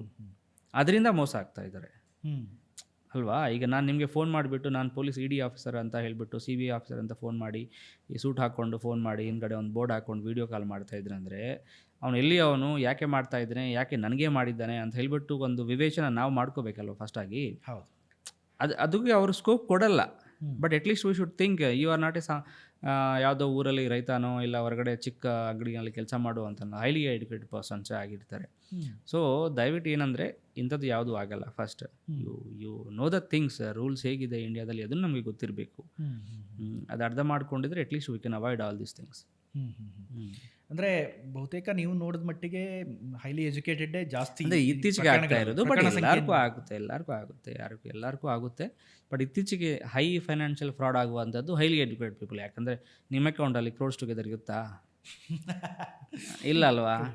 ಸೊ ನೀವು ಎಷ್ಟು ಕಾಲ್ ಮಾಡಿದ್ರು 10,000 ಕೊಡ್ತೀವಿ ನೀವು ಅಷ್ಟೇ, ಅದೇನು ಉಪಯೋಗಕ್ಕೆ ಬರಲ್ಲ ಅವನಿಗೆ. ಸೊ ಈಗ ಅದನ್ನೇನೋ ದೊಡ್ಡವನಿಗೆ ಮಾಡಿದರೆ, ರಿಚ್ ಪರ್ಸನ್ಗೆ ಮಾಡಿದರೆ, ಅವನ ಅಕೌಂಟಲ್ಲಿ ಕ್ರೋಡ್ಸ್ ಟುಗೆದರ್ ಇದ್ದರೆ ಅಥವಾ ಅವನಿಗೆ ಆ ಕ್ರೋಡ್ಸ್ ಟುಗೆದರ್ ಮೂವ್ ಮಾಡಿದಂಥ ಎಬಿಲಿಟಿ ಇರುವಂಥ ಟ್ರ್ಯಾಪ್ ಮಾಡಿದ್ರೆ ಅವರು ಅಂದರೆ ಟ್ರೇಸ್ ಮಾಡ್ತಾರೆ. ಅದೇ ಹೇಳಿದಿನಲ್ವಾ ಅವಾಗ ಹೇಗೆ ಬರುತ್ತೆ ಅಂತ. ಸೊ ಒಂದ್ಸಲ ಅವ್ರಿಗೆ ಟ್ರೈ ಮಾಡ್ತಾರೆ, ನಿಮ್ಮ ನಂಬರ್ ಇರುತ್ತೆ, ನಿಮ್ಗೆ ಟ್ರೈ ಮಾಡ್ತಾರೆ, ಅರ್ಧ ಆಗುತ್ತೆ ಅವ್ನಿಗೆ. ನೆಟ್ವರ್ಕ್ಗಳು ಹೆಂಗಿರುತ್ತೆ ಸರ್? ನೆಟ್ವರ್ಕ್ ಈ ತಂಡದ್ದು ನೆಟ್ವರ್ಕ್ಗಳು ಯಾವ ರೀತಿ, ಈಗ ಎಲ್ಲಿ ಕೂತ್ಕೊಂಡು ಮಾಡ್ತಾರೆ ಅಂತ ಏನಂತ ನಮ್ಗೆ ಗೊತ್ತಾಗಲ್ಲ. 000 ಯಾವುದೋ ನಂಬರಿಂದ ಕಾಲ್ ಬರುತ್ತೆ. ಅವರ ನೆಟ್ವರ್ಕ್ ಯಾವ ರೀತಿ? ನಿಮಗೆ ಫೋನ್ ಮಾಡೋರೆಲ್ಲರೂ 99% ಎಲ್ಲರೂ ಹೊರ ದೇಶದಿಂದ ಫೋನ್ ಮಾಡ್ತಾರೆ ನಮ್ಗೆ. ಕರೆಕ್ಟ್. ಅವರು ಈಗ ನಾವು ಏನು ಮಾಡ್ತೀವಿ, ಅವ್ರಿಗೆ ಹಿಡಿಯೋದು ಸ್ವಲ್ಪ ಕಷ್ಟ, ಸ್ವಲ್ಪ ಅಲ್ಲ, ವೆರಿ ಡಿಫಿಕಲ್ಟ್. ಹ್ಮ್. ಬೇಸಿಕಲಿ ನಾವು ಅವ್ನು ಟ್ರೇಸ್ ಮಾಡೋದೇ ಕಷ್ಟ ಒಂದು ರೀತಿನಲ್ಲಿ. ಯಾಕಂದರೆ ನಮಗೇನು ವಾಟ್ಸಪ್ ಕಾಲ್ ಬರುತ್ತೆ, ಸ್ಕೈಪ್ನಲ್ಲಿ ಇಂಟರ್ನೆಟ್ ಕಾಲ್ಸ್ಗಳು, ವೀಡಿಯೋ ಕಾಲ್ಸ್ ಬರುತ್ತೆ, ನಾರ್ಮಲ್ ಕಾಲ್ ಮಾಡಲ್ಲ ಅವರು. ಹ್ಮ್. ಸೊ ಈ ರೀತಿಯಲ್ಲಿ ಇದ್ದಾಗ ನಾವು ಅವ್ರನ್ನ ಟ್ರೇಸ್ ಮಾಡೋದು ಸ್ವಲ್ಪ ಕಷ್ಟ ಆಗುತ್ತೆ. ಹ್ಮ್. ಬಟ್ ಬೇರೆ ಬೇರೆ ಬೇರೆ ದೇಶಗಳಿಂದ ಅವ್ರು ಫೋನ್ ಮಾಡ್ತಾರೆ ನಮಗೆ ಬರುವಂಥದ್ದು. ಅವರು ಇಂಡಿಯನ್ಸೇ ಇರ್ತಾರೆ, ನಮ್ಮ ಲ್ಯಾಂಗ್ವೇಜ್ ಮಾತಾಡ್ತಾರೆ, ಹಿಂದಿ ಮಾತಾಡ್ತಾರೆ, ಇಂಗ್ಲೀಷ್ ಮಾತಾಡ್ತಾರೆ. But ಬೇರೆ ಕಡೆ ಗೊತ್ತಾಗಿಲ್ಲ ಅಂತಂದ್ರು ಅವ್ರು ಕನ್ನಡ ಬರೋರಿಗೆ ಕನೆಕ್ಟ್ ಮಾಡ್ತಾರೆ. ಎಸ್. ಸೊ ಅದು they well prepared, well establish teams sitting outside of the country, ಬೇರೆ ಕಡೆ ಕುತ್ಕೊಂಡು ಮಾಡುವಂಥದ್ದು ಇರ್ತಾರೆ. ಅವ್ರದೇ ನೆಟ್ವರ್ಕನ್ನು ತಯಾರು ಮಾಡ್ಕೊಂಡೇ ಇರ್ತಾರೆ. ಅದೊಂದು ಜಾಲ ಅದು ಅಷ್ಟೇ. ಓಕೆ, ಇನ್ನೊಂದು ವಿಚಾರವನ್ನು ಕೇಳಲೇಬೇಕು. ಈ ಬೆಂಗಳೂರು ಗಲಾಟೆ ಆಯ್ತಲ್ಲ ಸರ್, ಈ ಚಿನ್ನಸ್ವಾಮಿ ಕ್ರೀಡಾಂಗಣದಲ್ಲಿ. ಆ ಸಂದರ್ಭದಲ್ಲಿ ನೀವು ಕೂಡ ಗಾಯಗೊಂಡಿದ್ರಿ. ಸೊ ಸ್ಥಳದಲ್ಲಿದ್ದು ನೀವು ಆ ಘಟನೆಯನ್ನು ಯಾವ ರೀತಿ ನೋಡಿದ್ರಿ? ನಿಮ್ಗೆ ಏನೇನು ಆಗಿತ್ತು ಅವತ್ತಿನ ದಿನ? ಅವತ್ತು ನಾವು ಬಂದೋಬಸ್ತ್ಗೆ ಕರೆದಿದ್ರೆ ನಮಗೆ, ನಾನು ಹೋಗಿದ್ದೀನಿ. ನೀವು ನಾರ್ತ್ DCP ಆಗಿದ್ದೀವಿ ನಾವು ಅವತ್ತು, ಈ ಇನ್ಸಿಡೆಂಟ್ ಆದಾಗ ಅವತ್ತಿನ ದಿನ. ಸೊ ನನಗೆ ಅದು ಮೇನ್ ರೋಡ್ ಏನಿದೆ, ನಮ್ಮ ಮೇನ್ ಕ್ವೀನ್ಸ್ ರೋಡ್ ಏನಂತ ಹೇಳ್ತೀವಲ್ವ, VIPs ಎಂಟ್ರಿ, ಪ್ಲೇಯರ್ಸ್ ಎಂಟ್ರಿ ಆಗುವಂಥದ್ದು ಗೇಟ್ ಏನಿದೆ, ಅದು ಇನ್ಚಾರ್ಜ್ ಕೊಟ್ಟಿದ್ದಾರೆ. ನಾವು ಟೈಮ್ಗೆ ಹೋಗಿದ್ದೀವಿ. ಬಟ್ ಹೋಗೋ ಮೊದಲೇ ಎಲ್ಲ ಜನ ಜಾಸ್ತಿ ಕ್ರೌಡ್ ಆಗಿದ್ದಾರೆ, ಆಲ್ರೆಡಿ ಕ್ರೌಡ್ ತುಂಬ ಆಗಿಬಿಟ್ಟಿದ್ದಾರೆ. ಆ ಗೇಟ್ಸ್ಗಳಲ್ಲಿ ಎಲ್ಲ ತುಂಬ ಅಂದರೆ ತುಂಬ ಜನ ಸೇರಿಕೊಂಡಿದ್ದಾರೆ. ಸೊ ಗೇಟ್ ಓಪನ್ ಮಾಡಬೇಕಂತ ಇವರು ಈ ಕಡೆಯಿಂದ ತಳ್ಳೋದು, ಆ ಕಡೆ ಒಂದು ಸ್ಟಾಪ್ ಮಾಡೋದು. ತುಂಬ ಸಾವಿರಾರು ಜನ ಒಂದು ಗೇಟ್ ಹತ್ರ ಇದ್ದಾಗ ಏನಾಗುತ್ತೆ, ಹಿಂದ್ಗಡೆಯಿಂದ, ಈಗ ಅದೊಂದು ಗೇಟ್ ಇದೆ, ಹಿಂದ್ಗಡೆಯಿಂದ ಪುಷ್ ಮಾಡಿದರೆ ಮುಂದಿದ್ದವ್ರು ಯಾರಿದ್ದಾರೆ ಅವ್ರು ಬೀಳ್ತಾರೆ. ಸೊ ಅದು ಆಗಿತ್ತು. ಸೊ ಇವರು ಒಂದೇ ಟಾಲ ರಶ್ ಬರೋದು, ಜನ ಫ್ರೀ ಎಂಟ್ರಿ ಅಂತ ಕೊಡುವಂಥದ್ದು. So everybody came, whole area got jam packed, ಹಿಂದ್ಗಡೆಯಿಂದ ಪುಷ್ ಮಾಡೋದು. ಸೊ ಮುಂದೆ ಇದ್ದವರು ಎಲ್ಲ ಬ್ಯಾರಿಕೇಡ್ ಎಲ್ಲ ಬ್ರೇಕ್ ಆಗಿಬಿಟ್ಟು ಅವರು ಬಿದ್ದಿರೋದು. ಸೊ ನಾವು ಅದು ಇದ್ದಾಗ ಅದು ಆಗಿಬಿಟ್ಟಿದ್ದು. ಸೊ ನಾವು ಅಲ್ಲಿ ಡ್ಯೂಟಿನಲ್ಲಿ ಇದ್ದಾಗ ಏನೋ ಒಂದು ಮಾಡಲೇಬೇಕಲ್ವಾ. ಸೊ ಅಟ್ಲೀಸ್ಟ್ ನಮ್ಮ ಕಣ್ಣೆದುರುಗಡೆ ಪ್ರಾಣಗಳು ಹೋಗ್ತಾ ಇದ್ದರೆ ನಾವು ಹಾಗೆ ನೋಡೋಕ್ಕಾಗಲ್ಲ, ಕಣ್ಣಾರೆ ನೋಡ್ತಾ ಆಗಲ್ಲ. ಸೊ ನಾವು ಸ್ವಲ್ಪ, ನಾನು ಆವಾಗ ರೀಚ್ ಆಗಿದ್ರೆ, ನಾನು ನನ್ನ ಗನ್ಮೆನ್ ಇದ್ದೀವಿ ಆ ಗೇಟ್ ಹತ್ರ. ಸೊ ಇಮಿಡಿಯೇಟ್ಲಿ ವಿ ರಶ್ಟ್, ಅಂದರೆ ಸ್ವಲ್ಪ ಆ ಜನಗಳ ಮಧ್ಯೆಯಿಂದನೇ ಸ್ವಲ್ಪ ದಾರಿ ಮಾಡಿಕೊಂಡು ಒಳಗಡೆ ಹೋಗಿ ಆ ಗೇಟ್ನು ಸ್ವಲ್ಪ ಓಪನ್ ಮಾಡಿಸಿ, ಅಲ್ಲಿ ಕಡೆ ಬಿದ್ದವರೆಲ್ಲರೂ ಒಂದು ಮೋರ್ ದನ್ 40-50 ಜನಗಳನ್ನೆಲ್ಲ ರಕ್ಷಣೆ ಮಾಡಿದ್ದೀವಿ. ಸೊ ಲಾಟ್ ಆಫ್ ಪೀಪಲ್ ಬಿದ್ದಿದ್ದಾರೆ, ಈ ಬ್ಯಾರಿಕೇಡ್ಸ್ ಎಲ್ಲ ಮುರಿದೋಗಿತ್ತು, ಅವ್ರ ಕೆಳಗಡೆ ಬಿದ್ದಿದ್ದಾರೆ, ಅವ್ರ ಮೇಲೆ ಜನ ನಿಲ್ತಿದ್ರು ಅವತ್ತು. ಸೊ ಅಂಥದ್ದು ಒಂದು ಸಿಚುವೇಶನ್ ಇತ್ತು. So we tried hour level best. So ಅವತ್ತು ನಾವು ಇದ್ದೀವಿ ಅಲ್ಲಿಗೆ. ಸೊ ಏನೋ ಒಂದು ಮಾಡಬೇಕು. ಸೊ ಡ್ಯೂರಿಂಗ್ ದಟ್ ನಮಗೆ ಈಗ, ಸೊ ಈ ನಾವು ಒಳಗಡೆ ಗೇಟ್ ಹತ್ರ ಹೋಗ್ತಾ ಇದ್ದಾಗನೇ ತುಂಬ ನನ್ನ ಮೇಲೆ ಬಿದ್ದಿದ್ದಾರೆ ಜನಗಳು, ನನ್ನ ಮೇಲೆ ಬಿದ್ದುಬಿಟ್ಟಿದ್ದಾರೆ. ನನಗೆ ಗಾಯ ಆಯಿತು, ನನಗೆ ಸ್ವಲ್ಪ ಸೀರಿಯಸ್ ಆಗಿ ಏನೋ ಹಾರ್ಟ್ ರಿಲೇಟೆಡ್ ಇಶ್ಯೂನು ಬಂದುಬಿಟ್ಟಿತ್ತು ಸ್ವಲ್ಪ. ಆವಾಗ ಸೊ ಬಟ್ ಸರಿಯಾಯಿತು. ಬಟ್ ಸ್ವಲ್ಪ ತುಂಬ ನನ್ನ ಮೇಲೆ ಜನ ಬಿದ್ದಿದ್ದಾರೆ, ನನ್ನ ಗನ್ಮೆನ್ ಮೇಲೆ ಬಿದ್ದಿದ್ದಾರೆ. ಸೊ ನಾವು ಹೊರಗಡೆ ಬರುವಾಗ ಸ್ವಲ್ಪ ಇಶ್ಯೂ, ನಾವು ಮತ್ತೆ ಜನಗಳನ್ನು ಈ ಲಾಠಿ ಚಾರ್ಜ್ ಮಾಡಿ ಅವ್ರನ್ನ ಮತ್ತೆ ವಾಪಸ್ ಬಂದು ಮತ್ತೆ ಗೇಟ್ ಹತ್ರ ಹೋಗಿ ಅವ್ರನ್ನ ಪಿಕಪ್ ಮಾಡಿ ಅವ್ರಿಗೆ ಏನೇನು ಬೇಕು ಸ್ವಲ್ಪ CPR ಮಾಡುವಂಥದ್ದು, ನೀರು ಕೊಡುವಂಥದ್ದು, ಮತ್ತು ಕೆಲವ್ರನ್ನ ಹಾಸ್ಪಿಟಲ್ಗೆ ಶಿಫ್ಟ್ ಮಾಡುವಂಥದ್ದು ಆಗಿದೆ ಕಾರ್ಯಕ್ರಮ. ಸೊ ಆಮೇಲೆ ಬೇರೆ ಗೇಟ್ ಓಪನ್ ಮಾಡಿಸಿ ಜನಗಳೆಲ್ಲ ಕ್ಯೂವಲ್ಲಿ ಹಾಕಿ ಮಾಡುವಂಥದ್ದು ಆಗಿದೆ. ಸೊ ಎಲ್ಲ ವೀಡಿಯೋಸ್ ನೋಡಿರ್ತೀರಿ ನೀವು. So but we try to do. ಸರಿ, ಈಗ ಜನರನ್ನು ರಕ್ಷಣೆ ಮಾಡಬೇಕು ಅನ್ನೋದು ನಮ್ಮ ಅಂತಿಮದೇ ಉದ್ದೇಶ. ಸೊ ನಾವೇನೇ ಬಿದ್ದಾಗ ಅಂದರೆ ನಮ್ಮ ಜೀವ ಉಳಿಯೋದು ಕೂಡ ಅಷ್ಟೇ ಮುಖ್ಯ. ಆ ಸಂದರ್ಭ ಅಂದರೆ ನಿಮ್ಮ ಸುಮಾರು ಜನ ಪೊಲೀಸರಿಗೂ ಏಟಾಗಿತ್ತು. ಮೇಜರಾಗಿ ನಿಮಗೆ ಭುಜಕ್ಕೆ ಪ್ರಾಬ್ಲಮ್ ಆಗಿತ್ತು ಅವತ್ತು? ಹಾರ್ಟ್, ಚೆಸ್ಟ್ ಸ್ವಲ್ಪ ಆಯಿತು. ಅಂದರೆ ತಳ್ಳಾಗಿದೆ. ಆಗಿದೆ, ಚಿಕ್ಕ ಪುಟ್ಟ ಗಾಯಗಳು ಆಗಿದೆ, ಕಾಲಿಗೆ ಕೈಗೆ ಎಲ್ಲ ಆಗಿದೆ. But okay, but we have to do ಸಮಥಿಂಗ್ನ. ಅವ್ರು ಅಟ್ಲೀಸ್ಟ್ ಅಂದರೆ ನಮ್ಮ ಕಣ್ಣೆದುರುಗಡೆ ನಾವು ನಮ್ಮ ಇನ್ಯಾಕ್ಷನಿಂದ ಒಂದು ಪ್ರಾಣ ಹೋಗ್ತಾ ಇದ್ರು ಅಂದರೆ ಅದು ನನಗೆ ಶಾಪ. ಹೌದು, ಅದನ್ನು ನೋಡೋಕ್ಕಾಗಲ್ಲ. ಅದು ಲೈಫ್ ಲಾಂಗ್ ಪನಿಷ್ಮೆಂಟ್. ಖಂಡಿತ. ನಾವು ತಪ್ಪಿಸ್ಕೊಂಡಿದ್ದೀವಿ, ನಮ್ಮಿಂದ ಒಬ್ಬರು ಅವತ್ತು ಇದು ಆಗಿದೆ, ಯಾರನ್ನ ಉಳಿಸ್ಬೇಕಿತ್ತು. ನಾವು ಸ್ವಲ್ಪ ಏನಾದರೂ ಮಾಡಿದರೆ ಕೆಲವ್ರದ್ದು ಪ್ರಾಣ ಉಳಿಲಿಕ್ಕೆ ಸಾಧ್ಯತೆ ಇತ್ತು ಅಂತ ಇದ್ದಾಗ ನಾವು ಮಾಡಬೇಕು. ಅದು basic duty of police officer. ಅಂತಿಮವಾಗಿ ಈಗ ಸೈಬರ್ ಕ್ರೈಮ್ ವಿಭಾಗದಲ್ಲಿ ನೀವು ಬಂದ ಮೇಲೆ ಒಂದಿಷ್ಟು ಸುಧಾರಣೆ ಆಗಿದೆ, ಒಂದಿಷ್ಟು ಬದಲಾವಣೆ ಆಗಿದೆ, ಇದೆಲ್ಲ ಕೇಳ್ಪಡ್ತಾ ಇದ್ದೆ. ಸುಮಾರು ಜನ ಮಾತಾಡ್ತಾ ಇದ್ರು ಅದನ್ನು. ಸೊ ಈ ಪ್ರಕರಣಗಳ ವಿಚಾರದಲ್ಲಿ ನೋಡೋದಾದರೆ ಈ ಕನ್ವಿಕ್ಷನ್ ಅಥವಾ ಅವ್ರನ್ನ ಹಿಡಿಯುವಂಥ ಇದುಗಳು ಎಷ್ಟು ಪರ್ಸೆಂಟ್ ಅನಿಸುತ್ತೆ ಸರ್ ನಿಮಗೆ ಇದನ್ನು ಎಷ್ಟು ಅಂದರೆ ಕಂಪ್ಲೀಟ್ ಒಂದು ಕೇಸ್ನ ಏನೋ ಈಗ ಚಿಕ್ಕ ಪುಟ್ಟ ಕೆಲವು ಕೇಸಸ್ ಆಗಿದೆ, ಬ್ಯಾಂಗ್ಳೂರ್ ಬೇಸ್ಲು, ಇಂಡಿಯಾ ಬೇಸ್ಡ್ ಕೆಲವು ಫ್ರಾಡ್ಸ್ಟರ್ಸ್ ಇದ್ದರೆ ಅವ್ರನ್ನ ಹಿಡಿತಾ ಇದ್ದೀವಿ. We are arresting them. ಈಗೇನು ತುಂಬ ಅರೆಸ್ಟ್ ಆಗ್ತಾ ಇದ್ದಾರೆ ಜನಗಳು. ನಾವೆಲ್ಲ ಆಗ್ತಾ ಇದೆ. ಆ್ಯಂಡ್ ಎಲ್ಲ ಸೈಬರ್ ಪೊಲೀಸ್ ಸ್ಟೇಷನ್ಸು ಚೆನ್ನಾಗಿ ಕೆಲಸ ಮಾಡ್ತಾ ಇದ್ದಾರೆ, ಅರೆಸ್ಟ್ ಮಾಡ್ತಾ ಇದ್ದೀವಿ ಇಂಡಿಯಾದಲ್ಲಿ ಇದ್ದವ್ರನ್ನ. ಬಟ್ ಈ ಜನಗಳು ಬೇರೆ ದೇಶದಲ್ಲಿ ಕೂತ್ಕೊಂಡು ನಮಗೆ ಫ್ರಾಡ್ ಮಾಡುವಂಥದ್ದು ಏನಿದೆ ಅವನ್ನ ಅಲ್ಲಿಂದ ಕರ್ಕೊಂಡು ಬರೋದು ತುಂಬ ಕಷ್ಟ. ಬೇರೆ ದೇಶ ದಟ್ಸ್ ವೆರಿ ಬಿಗ್ ಪ್ರೊಸೀಜರ್, ತುಂಬ ದೊಡ್ಡ ಪ್ರೊಸೀಜರು. ಎಲ್ಲ ಹೈ ಲೆವೆಲಲ್ಲಿ ಕಂಟ್ರೀಸ್ಗಳಲ್ಲಿ ಮಧ್ಯದಲ್ಲಿ ಮಾತುಕತೆ ಆಗಬೇಕು. ಅದು ಏನಿದೆ ನಮಗೆ ಎಲ್ಲ ಪ್ರೊಸೀಜರ್ ದೇಶಗಳ ನಡುವೆ ಮಾತುಕತೆ ಅವ್ರು ಹ್ಯಾಂಡ್ ಓವರ್ ಮಾಡೋದು, ನಾವು ಇಲ್ಲಿ ಅವ್ರದ್ದು ಅಫೆನ್ಸ್ ಆಗಿದೆ ಅಂತ ಪ್ರೂವ್ ಮಾಡೋದು ಅಂತ, ಅದು ದೊಡ್ಡ ವಿಚಾರ. ಸೊ ಅದಕ್ಕಿದೆ ಎಲ್ಲ ಇದೆ ನಮಗೆ. ಇಂಟರ್ಪೋಲ್ ಇಂಡಿಯಾದಲ್ಲಿ CBI ಮತ್ತು ಅಲ್ಲಿಂದ ಇಂಟರ್ಪೋಲ್ ಎಲ್ಲ ಕೋಆರ್ಡಿನೇಷನ್ಸ್ ಆಗ್ತಾ ಇರುತ್ತೆ. But it's like time taking process. But ಅದರಲ್ಲಿ ನಮ್ಮ ರಾಜ್ಯದಲ್ಲಿ ನಾವು ಮಾಡಬೇಕಾಗಿತ್ತು ಅಂಥದ್ದು ಈ ಫಸ್ಟ್ ಆಫ್ ಆಲ್ ಈ ಅಕೌಂಟ್ಸ್ಗಳು ಅಂತ ಹೇಳ್ತೀವಿ, ಮ್ಯೂಲ್ ಅಕೌಂಟ್ಸ್ ಆ್ಯಂಡ್ ಎವ್ರಿಥಿಂಗ್. ಅಂದರೆ ನಾನು ದುಡ್ಡು ನಿಮ್ಗೆ ಹಾಕಿದ್ದೀನಲ್ವಾ, ಅದು ಬೇರೆ ಯಾರ್ದು ಅಕೌಂಟ್, ಫ್ರಾಡ್ಸ್ಟರ್ ಬೇರೆ ಯಾರ ಅಕೌಂಟ್ಸ್, ಬೇರೆ ಅವ್ರು ಅದರಿಂದ ಬೇರೆ ಬೇರೆ ಅಕೌಂಟ್ಸ್ ಹೋಗುತ್ತೆ. ಇವೆಲ್ಲ ಅಕೌಂಟ್ಸ್ಗಳು ಟೇಕೆ ನಾನು ರೆಂಟ್. ಅಂದರೆ ಈಗ ಇದರಲ್ಲಿ ಬೇಸಿಕಲಿ ನೀವು ತಗೊಂಡಿದ್ರೆ ನಿಮ್ಮ ಅಕೌಂಟ್ ಯೂಸ್ ಮಾಡಿದರೆ ನಾನು 10,000ಕ್ಕೆ ಒಂದು 30 ರೂಪಾಯಿ 300 ರೂಪೀಸ್ ಕೊಡ್ತೀನಿ ನಿಮಗೆ ಅಂತ 1% 2% ನಾನು ನಿಮಗೆ ಕೊಡ್ತೀನಿ ಅಂತ ಹೇಳ್ಬಿಟ್ಟು ತಗೊಳ್ತಾರೆ ಅಕೌಂಟ್ಸ್ಗಳು. ಸೊ ಈ ಎಲ್ಲ ತಗೊಂಡು ಮಾಡೋರು ಯಾರು, ಅವ್ರನ್ನ ಟ್ರೇಸ್ ಮಾಡುವಂಥದ್ದು. ಸೊ ಅವ್ರನ್ನೇ ಅರೆಸ್ಟ್ ಮಾಡ್ತಾ ಇದ್ದೀವಿ ಈಗ ಇತ್ತೀಚೆಗೆ. ಆ್ಯಕ್ಚುಲಿ ಬೇರೆ ಕಂಟ್ರೀಸ್, ನಮ್ಮ ಕಂಟ್ರಿನಲ್ಲಿ ಬೇರೆ ರಾಜ್ಯಕ್ಕಂದರೆ ನಾವು ನಮ್ಮಲ್ಲೇ ತುಂಬ ಮಾಡಿದ್ದೀವಿ ನಾವು ಈಗಾಗಲೇ. ಬೇರೆ ಬೇರೆ ರಾಜ್ಯಗಳಲ್ಲಿ ಅವರು ಈಗ ಮಾಡ್ತಾ ಇದ್ದಾರೆ. ನಾವು ಲಾಸ್ಟ್ 2-3 ಇಯರ್ಸಿಂದ ಮಾಡ್ತಾನೆ ಇದ್ದೀವಿ.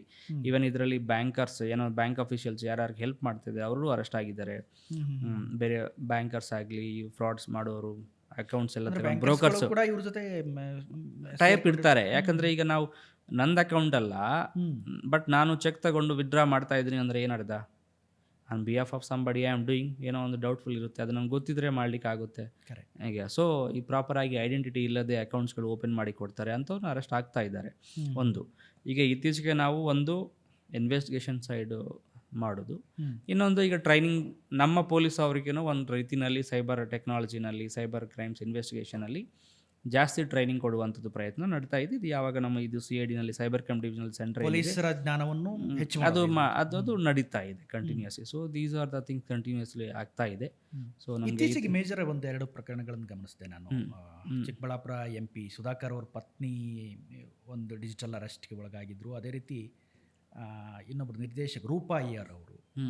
ಸೊ ಆ 2 ಪ್ರಕರಣಗಳಲ್ಲಿ ತಕ್ಷಣವೇ ಅವರು ಹಣ ಮರಳಿಸಿದ್ರು ಅನ್ನೋದು ಕೂಡ ಕೇಳ್ಪಟ್ಟೆ. ಸೊ ಅದೇ ಹಣ ಮರಳಿಸಿದ್ರಂತಲ್ಲ, ಅದು ಇಮಿಡಿಯೇಟ್ಲಿ ಅವ್ರಿಗೆ ಗೊತ್ತಾಗಿದೆ. ಅವರು ಫೋನ್ ಮಾಡಿ, ಅವನು ಹೇಳಿದ್ನಲ್ವ ನನ್ನ ಗೋಲ್ಡನ್ ಅವರ್ ಕಾನ್ಸೆಪ್ಟ್ ಅಂತ. ಈಗ ಕೆಲವು ಕೇಸಸ್ನಲ್ಲಿ ನಾವು ಒಂದು ಕೇಸಸ್ ನೋಡಿದ್ವಿ. ಕೆಲವು ಎಕ್ಸಾಂಪಲ್ ಹೇಳಬೇಕಂದ್ರೆ, ಒಂದು ರಿಟೈರ್ಡ್ ಟೀಚರ್ ಒಂದು ಕೇಸ್ನಲ್ಲಿ ಲಾಸ್ಟ್ ಇಯರ್ ನೋಡಿದ್ವಿ. ಒಂದು ಕೇಸ್ನಲ್ಲಿ ಪಾಪ ಅವ್ರಿಗೆ ಗೊತ್ತಿದ್ದ ಕೂಡಲೇ ಅವರು ಕಂಪ್ಲೇಂಟ್ ಕೊಟ್ಟಿದ್ದಾರೆ. We could trace all is money back. ಅಂದರೆ ನಮ್ಮ ಅಕೌಂಟಲ್ಲಿ ಸಿಕ್ಕಿಬಿತ್ತು ಅದು ಬೇಸಲ್ಲಿ. ಇಮಿಡಿಯೇಟ್ಲಿ ಕಂಪ್ಲೇಂಟ್ ಆಯಿತು. ನಾವು ಅವರಿಗೆ ಇಮಿಡಿಯೇಟ್ಲಿ ಇದು ಮಾಡಿದ್ದಾರೆ, ಅಕೌಂಟ್ 1930ಗೆ ಫೋನ್ ಮಾಡಿದ್ದಾರೆ, ಅಕೌಂಟ್ ಬ್ಲಾಕ್ ಆಯಿತು. ಆಮೇಲೆ ನಾವು ಕೋರ್ಟ್ಗೆ ಸಬ್ಮಿಟ್ ಮಾಡಿದ್ವಿ, ಕೋರ್ಟ್ ಆರ್ಡರ್ ಕೊಟ್ಟಿದ್ದಾರೆ, ಅವ್ರ ಹಣ ವಾಪಸ್ ಬಂತು, ಕಂಪ್ಲೀಟ್ ಅಮೌಂಟ್. ಅಂಥದ್ದು ಕೆಲವು ಕೇಸಸ್ಗಳು ಇದ್ದಾವೆ. ಸೊ ಡಿಪೆಂಡ್ಸ್ ಆನ್ ಹೇಗೆ ಅಂತ ಇದು. ಸೊ ನಾವು ಇನ್ಫ್ಲೂಯೆನ್ಸರ್ಸ್ ಇದ್ದಾರೆ ಅಂತ ಹೇಳಿ ಕೆಲಸ ಮಾಡೋದಿಲ್ಲ. Everybody will have same procedure, ಅದು ಬಿಗ್ ಪ್ರೊಸೀಜರ್. ಸೊ ಆಗಿದೆ. ಸೊ ಫೈನಲ್ ಆಗಿ ಈಗ ಆಫೀಸರ್ ವಿಚಾರಕ್ಕೆ ಬರೋದಾದ್ರೆ, ಪೊಲೀಸ್ ಆಫೀಸರ್ ಯಾರಾದರೂ ಈ ರೀತಿ ಡಿಜಿಟಲ್ ಅರೆಸ್ಟ್ಗೆ ಒಳಗಾಗಿದ್ದ ಮೇಜರ್ ಪ್ರಕರಣಗಳಿದೆಯಾ? ಇಲ್ಲ, ಅದು ಅಟ್ಲೀಸ್ಟ್ ನಮ್ಮ ಪೊಲೀಸ್ ಅವ್ರಿಗೆಲ್ಲ ಗೊತ್ತಿದೆ ಅಂತ ಇದೆ ಎಲ್ಲರಿಗೂ. ನಾವು ಇಷ್ಟೆಲ್ಲ ಅವರೇ ಹೋಗಿ ಹೊರಗಡೆ ಹೇಳ್ತಾ ಇದ್ದಾರೆ. ಸೊ ಅವ್ರಿಗೆ ಅವರು ಆಗಿರುವಂಥದ್ದು ಘಟನೆಗಳು ಯಾವುದೂ ಇಲ್ಲ, ಅಂಥದ್ದು ಏನಿಲ್ಲ. ಸೊ ನೀವು ರೀಸೆಂಟಾಗಿ ಈಗ ಇತ್ತೀಚೆಗೆ ನೋಡಿದ ಪ್ರಕರಣಗಳಲ್ಲಿ ಅತಿ ಇಂಟ್ರೆಸ್ಟಿಂಗ್ ಅನಿಸಿದ್ದು ಯಾವುದಾದ್ರೂ ಇದೆಯಾ ಆ ರೀತಿ? ಅಂದರೆ ಇಂಟ್ರೆಸ್ಟ್ಗಳು ಕೆಲವು ಇದ್ದಾವೆ. ಇಂಟ್ರೆಸ್ಟಿಂಗ್ ಅಂದರೆ ಕೆಲವು ಕಾಂಪ್ಲೆಕ್ಸ್ ಕೇಸಸ್ ಇದ್ದಾವೆ ನಮಗೆ. ಈ ಕ್ರಿಪ್ಟೋ ಕರೆನ್ಸೀಸ್ನಲ್ಲಿ ಕಳ್ಳತನ ಮಾಡುವಂಥದ್ದು. ಶ್ರೀಕಿ ಅನ್ನೋ ವ್ಯಕ್ತಿಯನ್ನು ಆಲ್ರೆಡಿ 4-5 ವರ್ಷದಿಂದ ಅದು ಬೇರೆ ರೀತಿನಲ್ಲಿದು. ನಮಗೆ ಈಗ ಸೈಬರ್ ಅಫೆನ್ಸಸ್ ಆಗುವಂಥದ್ದು ನಮಗೆ ಈಗ ಕೆಲವು ಎಕ್ಸ್ಚೇಂಜಸ್ಗಳಿದ್ದಾವೆ, ಕ್ರಿಪ್ಟೋ ಕರೆನ್ಸಿ ಎಕ್ಸ್ಚೇಂಜಸ್ಗಳಿದ್ದಾವೆ. ಅದರಲ್ಲಿನೇ ಅವರು ಕಳ್ಳತನ ಮಾಡಿ ಅವ್ರ ಸಿಸ್ಟಮ್ ಒಳಗಡೆ ಎಂಟ್ರಿ ಮಾಡಿ ಅದರಲ್ಲಿ ಕಳ್ಳತನ ಮಾಡುವಂಥದ್ದು it's very big cases. So ಅದು court on some hundreds of crores ಹೋಗುವಂಥದ್ದು. ಬೇರೆ ಕಾಂಪ್ಲೆಕ್ಸ್ ಅಂದರೆ ಈಗ ನೀವು ಹೇಳಬೇಕಂದ್ರೆ, ಒಂದು ಈ ಫೈನಾನ್ಷಿಯಲ್ ಫ್ರಾಡ್ ಮಾಡುವಂಥದ್ದು ಬೇರೆ ರೀತಿಯಲ್ಲಿ ಬೇರೆ ಕೆಲವು ಕೇಸಸ್ಗಳಿದ್ದಾವೆ. ಅಂದರೆ ನಮ್ಮ ಗೌರ್ಮೆಂಟ್ ವೆಬ್ಸೈಟ್ಗಳು ಹ್ಯಾಕ್ ಮಾಡುವಂಥದ್ದು ಆರ್ ಬೇರೆ ಅವರು ಏನಾದರೂ ಕಂಪ್ನಿದು ವೆಬ್ಸೈಟ್ಗಳು ಹ್ಯಾಕ್ ಮಾಡುವಂಥದ್ದು ಅದು ಕೆಲವು ಇದ್ದಾವೆ. So these are very complex. ಅಂದರೆ ಎಲ್ಲೋ ಕೂತ್ಕೊಂಡು ಅದು ಮಾಡಬೇಕಂದ್ರೆ ತುಂಬ ನಾವು ಎಷ್ಟು ಸಿಸ್ಟಮ್ನ ಡೆವಲಪ್ ಮಾಡಿದ್ದೀವಿ ಅದೇ ರೀತಿಯಲ್ಲಿ ಅವರು ಅಷ್ಟು ದೊಡ್ಡ ಸಿಸ್ಟಮ್ನ ಡೆವಲಪ್ ಮಾಡಿ ನಮ್ಮಲ್ಲಿ ಹ್ಯಾಕ್ ಮಾಡುವಂಥದ್ದು ಕೆಲಸಗಳು ಆಗುತ್ತೆ. ಸಿಸ್ಟಮ್ಕಿನ್ನ ಅವ್ರು ಫಾಸ್ಟ್ ಇರ್ತಾರೆ. ಹಾಂ, ಸೊ ಅದನ್ನು ಇದ್ದಾವೆ. So that's it's Deere. So good. So final ಆಗಿ ಹೇಳಬೇಕು ಅಂದರೆ ಒಂದು ಅದೇ ಕರ್ನಾಟಕ ಎಲ್ಲ ನಮ್ಮ ರಾಜ್ಯದಲ್ಲಿದ್ದ ಎಲ್ಲ ಜನಗಳಿಗೆ ಹೇಳುವಂಥದ್ದು ಒಂದೇ, ಫಸ್ಟ್ ಆಫ್ ಆಲ್ ಯಾರು ನಿಮಗೆ ಒ ಟಿ ಪಿ ಕೇಳಲ್ಲ. ಫಸ್ಟ್ ಸಿಂಪಲ್ ಫಾರ್ಮ್ಲಾ, ಯಾರು ಒ ಟಿ ಪಿ ಕೇಳಲ್ಲ ನಿಮಗೆ. ಫೋನ್ ಮಾಡಿ ಅಷ್ಟೇ. ಹಾಂ, ಯಾರು ಒ ಟಿ ಪಿ ಕೇಳಲ್ಲ ನಮಗೆ. ಯಾರಿಗೂ ಒ ಟಿ ಪಿ ಕೊಡಬೇಡಿ. ಫಸ್ಟ್ ಕೇಳಬಾರ್ದು. ಕೇಳಿದರೆ ಅದು ಅಫೆನ್ಸ್ ಅಂತ ಅರ್ಧ, ಕಳ್ಳ ಅಂತ. ಅವ್ನು ಕೇಳಿದ್ರಂದ್ರೆ ಕಳ್ಳ ಅಂತ ಫಸ್ಟ್ ಆಫ್ ಆಲ್. ಅದು ಸಿಂಪಲ್ ರೂಲ್. ಯಾರೋ ನಿಮ್ಮ ಫ್ಯಾಮಿಲಿ ಮೆಂಬರ್ಸ್ ಏನೋ ಮಾಡ್ತಾ ಇದ್ರೆ ಅದು ಡಿಫ್ರೆಂಟ್. ಬಿಟ್ಟರೆ ಫಸ್ಟ್ ಆಫ್ ಆಲ್ ನೋ ಬಡಿ will ask any O T P. So ಅದು ಕೊಡಬಾರ್ದು. ಬ್ಯಾಂಕು ಕೇಳಲ್ಲ, ಯಾವುದೇ ಸಂಸ್ಥೆ ಕೇಳಲ್ಲ, ಪೊಲೀಸ್ ಕೇಳಲ್ಲ, ಯಾರು ಕೇಳಲ್ಲ. ಕೇಳಿದ್ರೆ ಅದು ಏನೋ ಫೈನಾನ್ಷಿಯಲ್ ಟ್ರಾನ್ಸಾಕ್ಷನ್ ಅಲ್ಲಿ ನಿಮ್ಗೆ ಕೇಳ್ತಾ ಇದ್ರೆ ಅದು ಯಾವುದೋ ಫ್ರಾಡ್ ಮಾಡ್ಲಿಕ್ಕೆ ನೋಡ್ತಾ ಇದ್ದಾರೆ. ವೀಕ್ಷಕರೇ ಗಮನಿಸಿ, ಫಸ್ಟ್ ಪಾಯಿಂಟ್, ಯಾರು ನಿಮ್ಗೆ ಒ ಟಿ ಪಿ ಕೇಳಲ್ಲ, ಕೇಳಿದ್ರೆ ನೀವು ಕೊಡಬೇಡಿ. ಒಂದು ವೇಳೆ ಈ ಥರ ಒ ಟಿ ಪಿ ಕೇಳಿದ್ರು ಕೂಡ ಅವ್ರ ಮೇಲೆ ಕೇಸ್ ಮಾಡ್ಬೋದು. ಅದು ಒಂದು. ನೆಕ್ಸ್ಟ್ ಇನ್ನೊಂದು, ಆ್ಯಕ್ಚುಲಿ ನಾವೆಲ್ಲ ಕಡೆ ಹೋಗ್ತಾ ಇದ್ದೀವಿ ಅಂತ ಹೇಳಿದ್ದೀನಲ್ಲ, first point digital footprints. Shop ಹೋಗ್ತೀವಿ, ಹೋಟೆಲ್ಗೆ ಹೋಗ್ತೀವಿ, ಸಿನಿಮಾ ಹಾಲ್ಗೆ ಹೋಗ್ತೀವಿ, ಬ್ಯಾಂಕ್ ಹೋಗ್ತೀವಿ, UPI ಪೇಮೆಂಟ್ ಮಾಡ್ತೀವಿ. ಅವಾಗ ಹೇಳಿದ್ನಲ್ಲ, ಬದನೆಕಾಯಿ ಎಲ್ಲ ಪರ್ಚೇಸ್ ಮಾಡಿದ್ವಿ. ಇದನ್ನು ಸೆಕ್ಯೂರಿಟಿನಲ್ಲಿ ನಮಗೆ ನಮ್ಮ ಫೋನಲ್ಲಿ ನಾವೇ ಮಾಡ್ಕೋಬಹುದು ಬೇಸಿಕಲಿ. ಅಂದರೆ ಸಿಂಪಲ್ ಆಗಿ ನಮ್ಮ ಫೋನ್ ಬೇರೆಯವ್ರಿಗೆ ಕೊಡುವಂಥದ್ದು, ಆರ್ ಎಲ್ಲಿ ಬೇಕಾದರೆ ಅಲ್ಲಿ ನಂಬರ್ ಕೊಡೋದು, ಏನೋ ದುಡ್ಡು ಕೊಡ್ತಾರೆ, ಏನೋ ಲಾಟ್ರಿ ಬರುತ್ತೆ ಅಂತ ನಮ್ಮ ಡೀಟೇಲ್ಸ್ ನಾವೇ ಎಲ್ಲರೂ ಕೊಟ್ಬಿಡ್ತೀವಿ. ಅದು ಕೊಡಬಾರ್ದು. ಓಕೆ, ಯಾಕಂದ್ರೆ ಅದು ಎಲ್ಲಿ ಯೂಸ್ ಆಗುತ್ತೆ. ಶಾಪಿಂಗ್ ಮಾಲ್ ಅಥವಾ ಯಾವುದೋ ಒಂದು ಮಾರ್ಟ್ ಹೋದಂತ ಸಂದರ್ಭದಲ್ಲಿ ಅವ್ರ ಫೋನ್ ನಂಬರ್ ಕೇಳ್ತಾರೆ. ಬಿಲ್ಲಿಂಗ್ ನಲ್ಲಿ ಕೇಳ್ತಾರೆ. That is a fine. ಅದು ಈಗ ಆ ಸಿಸ್ಟಮ್ಗಳು ಪ್ರೊಟೆಕ್ಟೆಡ್ ಆಗಿರುವಂಥದ್ದು ನಂಬ್ತಾ ಇದೀವಿ ನಾವು. ಬಟ್ ಹೊರಗಡೆ ಯಾರಿಗಾದ್ರೂ ಮಾರಾಟ ಮಾಡಿಬಿಟ್ರೆ, ಈಗ ಅಂಥದ್ದು ಇನ್ಸಿಡೆಂಟ್ಸ್ಗಳು ಆಗಿದ್ದಾವೆ, ಕೇಸಸ್ಗಳು ಇದ್ದಾವೆ. ಸೊ ಮಾಡ್ತಾರೆ. So that's your luck. So ಅಂಥದ್ದು ನಿಮ್ಮ ಸಜೆಷನ್ ಅಂದ್ರೆ ಅಲ್ಲೂ ಕೂಡ ನಂಬರ್ ಕೊಡಬೇಕಾಗುತ್ತೆ. ಪ್ಲೇಸಸ್ ಓಕೆ, ಸೆಕ್ಯೂರ್ ಪ್ಲೇಸಸಲ್ಲಿ ಕೊಡ್ಬೋದು. ಬಟ್ ಇಂಥದ್ದು ಎಲ್ಲ ಕಡೆ ನಾವು ಯಾವುದು ಈ ಲಾಟ್ರಿಗಳ ಬಗ್ಗೆ ಆಗಲಿ, ಬೇರೆ ಯಾವುದೋ ಒಂದು ಟ್ರಿಪ್ಗಳ ಬೆಳೆ ಆಗಲಿ, ಆರ್ ಬೇರೆ ರೀತಿಯಲ್ಲಿ ಏನು ನಂಬರ್ಸ್ ಇದ್ರೆ ಎಲ್ಲ ಕಡೆ ನಾವು ನಂಬರ್ ಕೊಡುವಂಥದ್ದು ಅವಶ್ಯಕತೆ ಇಲ್ಲ. ಇನ್ನೊಂದು, ಈ ಸೋಷಿಯಲ್ ಮೀಡಿಯಾಗಳಲ್ಲಿ ಎಲ್ಲರೂ ನಾವೇನು ಮಾಡ್ತೀವಿ, ವಿ ಮೇಕ್ ಅವರ್ ಪ್ರೊಫೈಲ್ಸ್ ಎಲ್ಲ ಪಬ್ಲಿಕ್ ಆಗಿ ಕೊಟ್ಬಿಡ್ತೀವಿ. ಅಂದರೆ ಪಬ್ಲಿಕ್ ಆಕ್ಸೆಸ್ ಅಂತ ಕೊಡ್ತೀವಿ. ಅದರಲ್ಲಿ ಪ್ರೈವೇಟ್ ಅಂದರೆ ನೀವು ಏನು ಅದರಲ್ಲಿ ಅಪ್ಲೋಡ್ ಮಾಡಿದ್ರೆ ಅವೆಲ್ಲರಿಗೂ, ಈವನ್ ನಿಮ್ಮ ಫ್ರೆಂಡ್ ಆಗಿಲ್ಲಾದ್ರೂ ನೋಡ್ಬೋದು. ಅಂಥದ್ದು ವೇರ್ ಅದು ವಲ್ನರಬಿಲಿಟಿ ನಮ್ಮಲ್ಲಿ. ಅಂದರೆ ಈ ಡೇಟಾ ಎಲ್ಲ ಥೆಫ್ಟ್ ಮಾಡುವಂಥದ್ದು ಆಗುತ್ತೆ ಅದರಲ್ಲಿ. ಅಂದರೆ ಪ್ರೈವೇಟಲ್ಲಿ ಇಡಬೇಕು. ಪ್ರೈವೇಟ್ನಲ್ಲಿ ಇಟ್ಕೊಂಡಿದ್ರೆ ನಮಗೆ ಅಟ್ಲೀಸ್ಟ್ ನೀವು ಗೊತ್ತಿದ್ದವರು, ನೀವು ಯಾರಿಗೆ ಅಕ್ರೆಡಿಷನ್ ಕೊಟ್ಟಿದ್ದೀರಿ, ಯಾರಿಗೆ ನೀವು ಇವರು ನಂಬಿಕಸ್ತರು, ನನ್ನ ಫ್ರೆಂಡ್ ಅಂತ ಆಕ್ಸೆಪ್ಟ್ ಮಾಡಿದ್ರೆ ಅವ್ರು ನೋಡ್ಬೋದು, ಯಾವುದು ಅನ್ನೋದು ಗೊತ್ತಾಗುತ್ತೆ, ಅವ್ರಿಗೆ ನೋಡ್ಬೋದು. ಬಟ್ ಈ ಪಬ್ಲಿಕ್ ಮಾಡಿದರೆ ಎಲ್ಲರೂ ಕೊಡ್ಬೋದು. ಸೊ ಯಾಕಂದರೆ ಎವ್ರಿ ಡೇ ನಾವು ಸೋಷಿಯಲ್ ಮೀಡಿಯಾದಲ್ಲಿ ಇರ್ತೀವಿ, ಎಲ್ಲರೂ 24 ಗಂಟೆ ಇನ್ಸ್ಟಾಗ್ರಾಮು, ಫೇಸ್ಬುಕ್ನಲ್ಲಿ ಇರ್ತೀವಿ ಅಲ್ವಾ ಸೊ ಅಂಥದ್ದಿದ್ದಾಗ ಮೇಕ್ ಶೂರ್ ದಟ್ ನಿಮ್ಗೆ ಏನು ಕೊಡ್ತಾ ಇದ್ದೀವಿ, ಎಲ್ಲಿ ಕೊಡ್ತಾ ಇದ್ದೀವಿ, ಸ್ವಲ್ಪ ಜಾಗರೂಕತೆಯಿಂದ ಕೊಡುವಂಥದ್ದು ಒಂದು. ಇನ್ನೊಂದು, ಈ ಎಲ್ಲ ಫೋನ್ಗಳಲ್ಲಿನೂ ಈ 2 ಫ್ಯಾಕ್ಟರ್ ಅಥೆಂಟಿಕೇಶನ್ ಅಂತ ಹೇಳ್ತೀವಿ, 2FA. ಸೊ ಇನ್ನೊಂದು ವಿಚಾರ ಇಲ್ಲಿ ನಾನು ಮಾಡಬೇಕು. ಈ ಐಫೋನ್ಗಳಲ್ಲಿ ಭಾಳ ಸೆಕ್ಯೂರಿಟಿ ಇರುತ್ತೆ ಅಂತ, ನಾರ್ಮಲ್ ಫೋನ್ಗಳಲ್ಲಿ ಸ್ವಲ್ಪ ಸೆಕ್ಯೂರಿಟಿ ಇಶ್ಯೂ ಆಗುತ್ತೆ, ವೆರಿಫಿಕೇಶನ್ನು ಇದೆಲ್ಲ.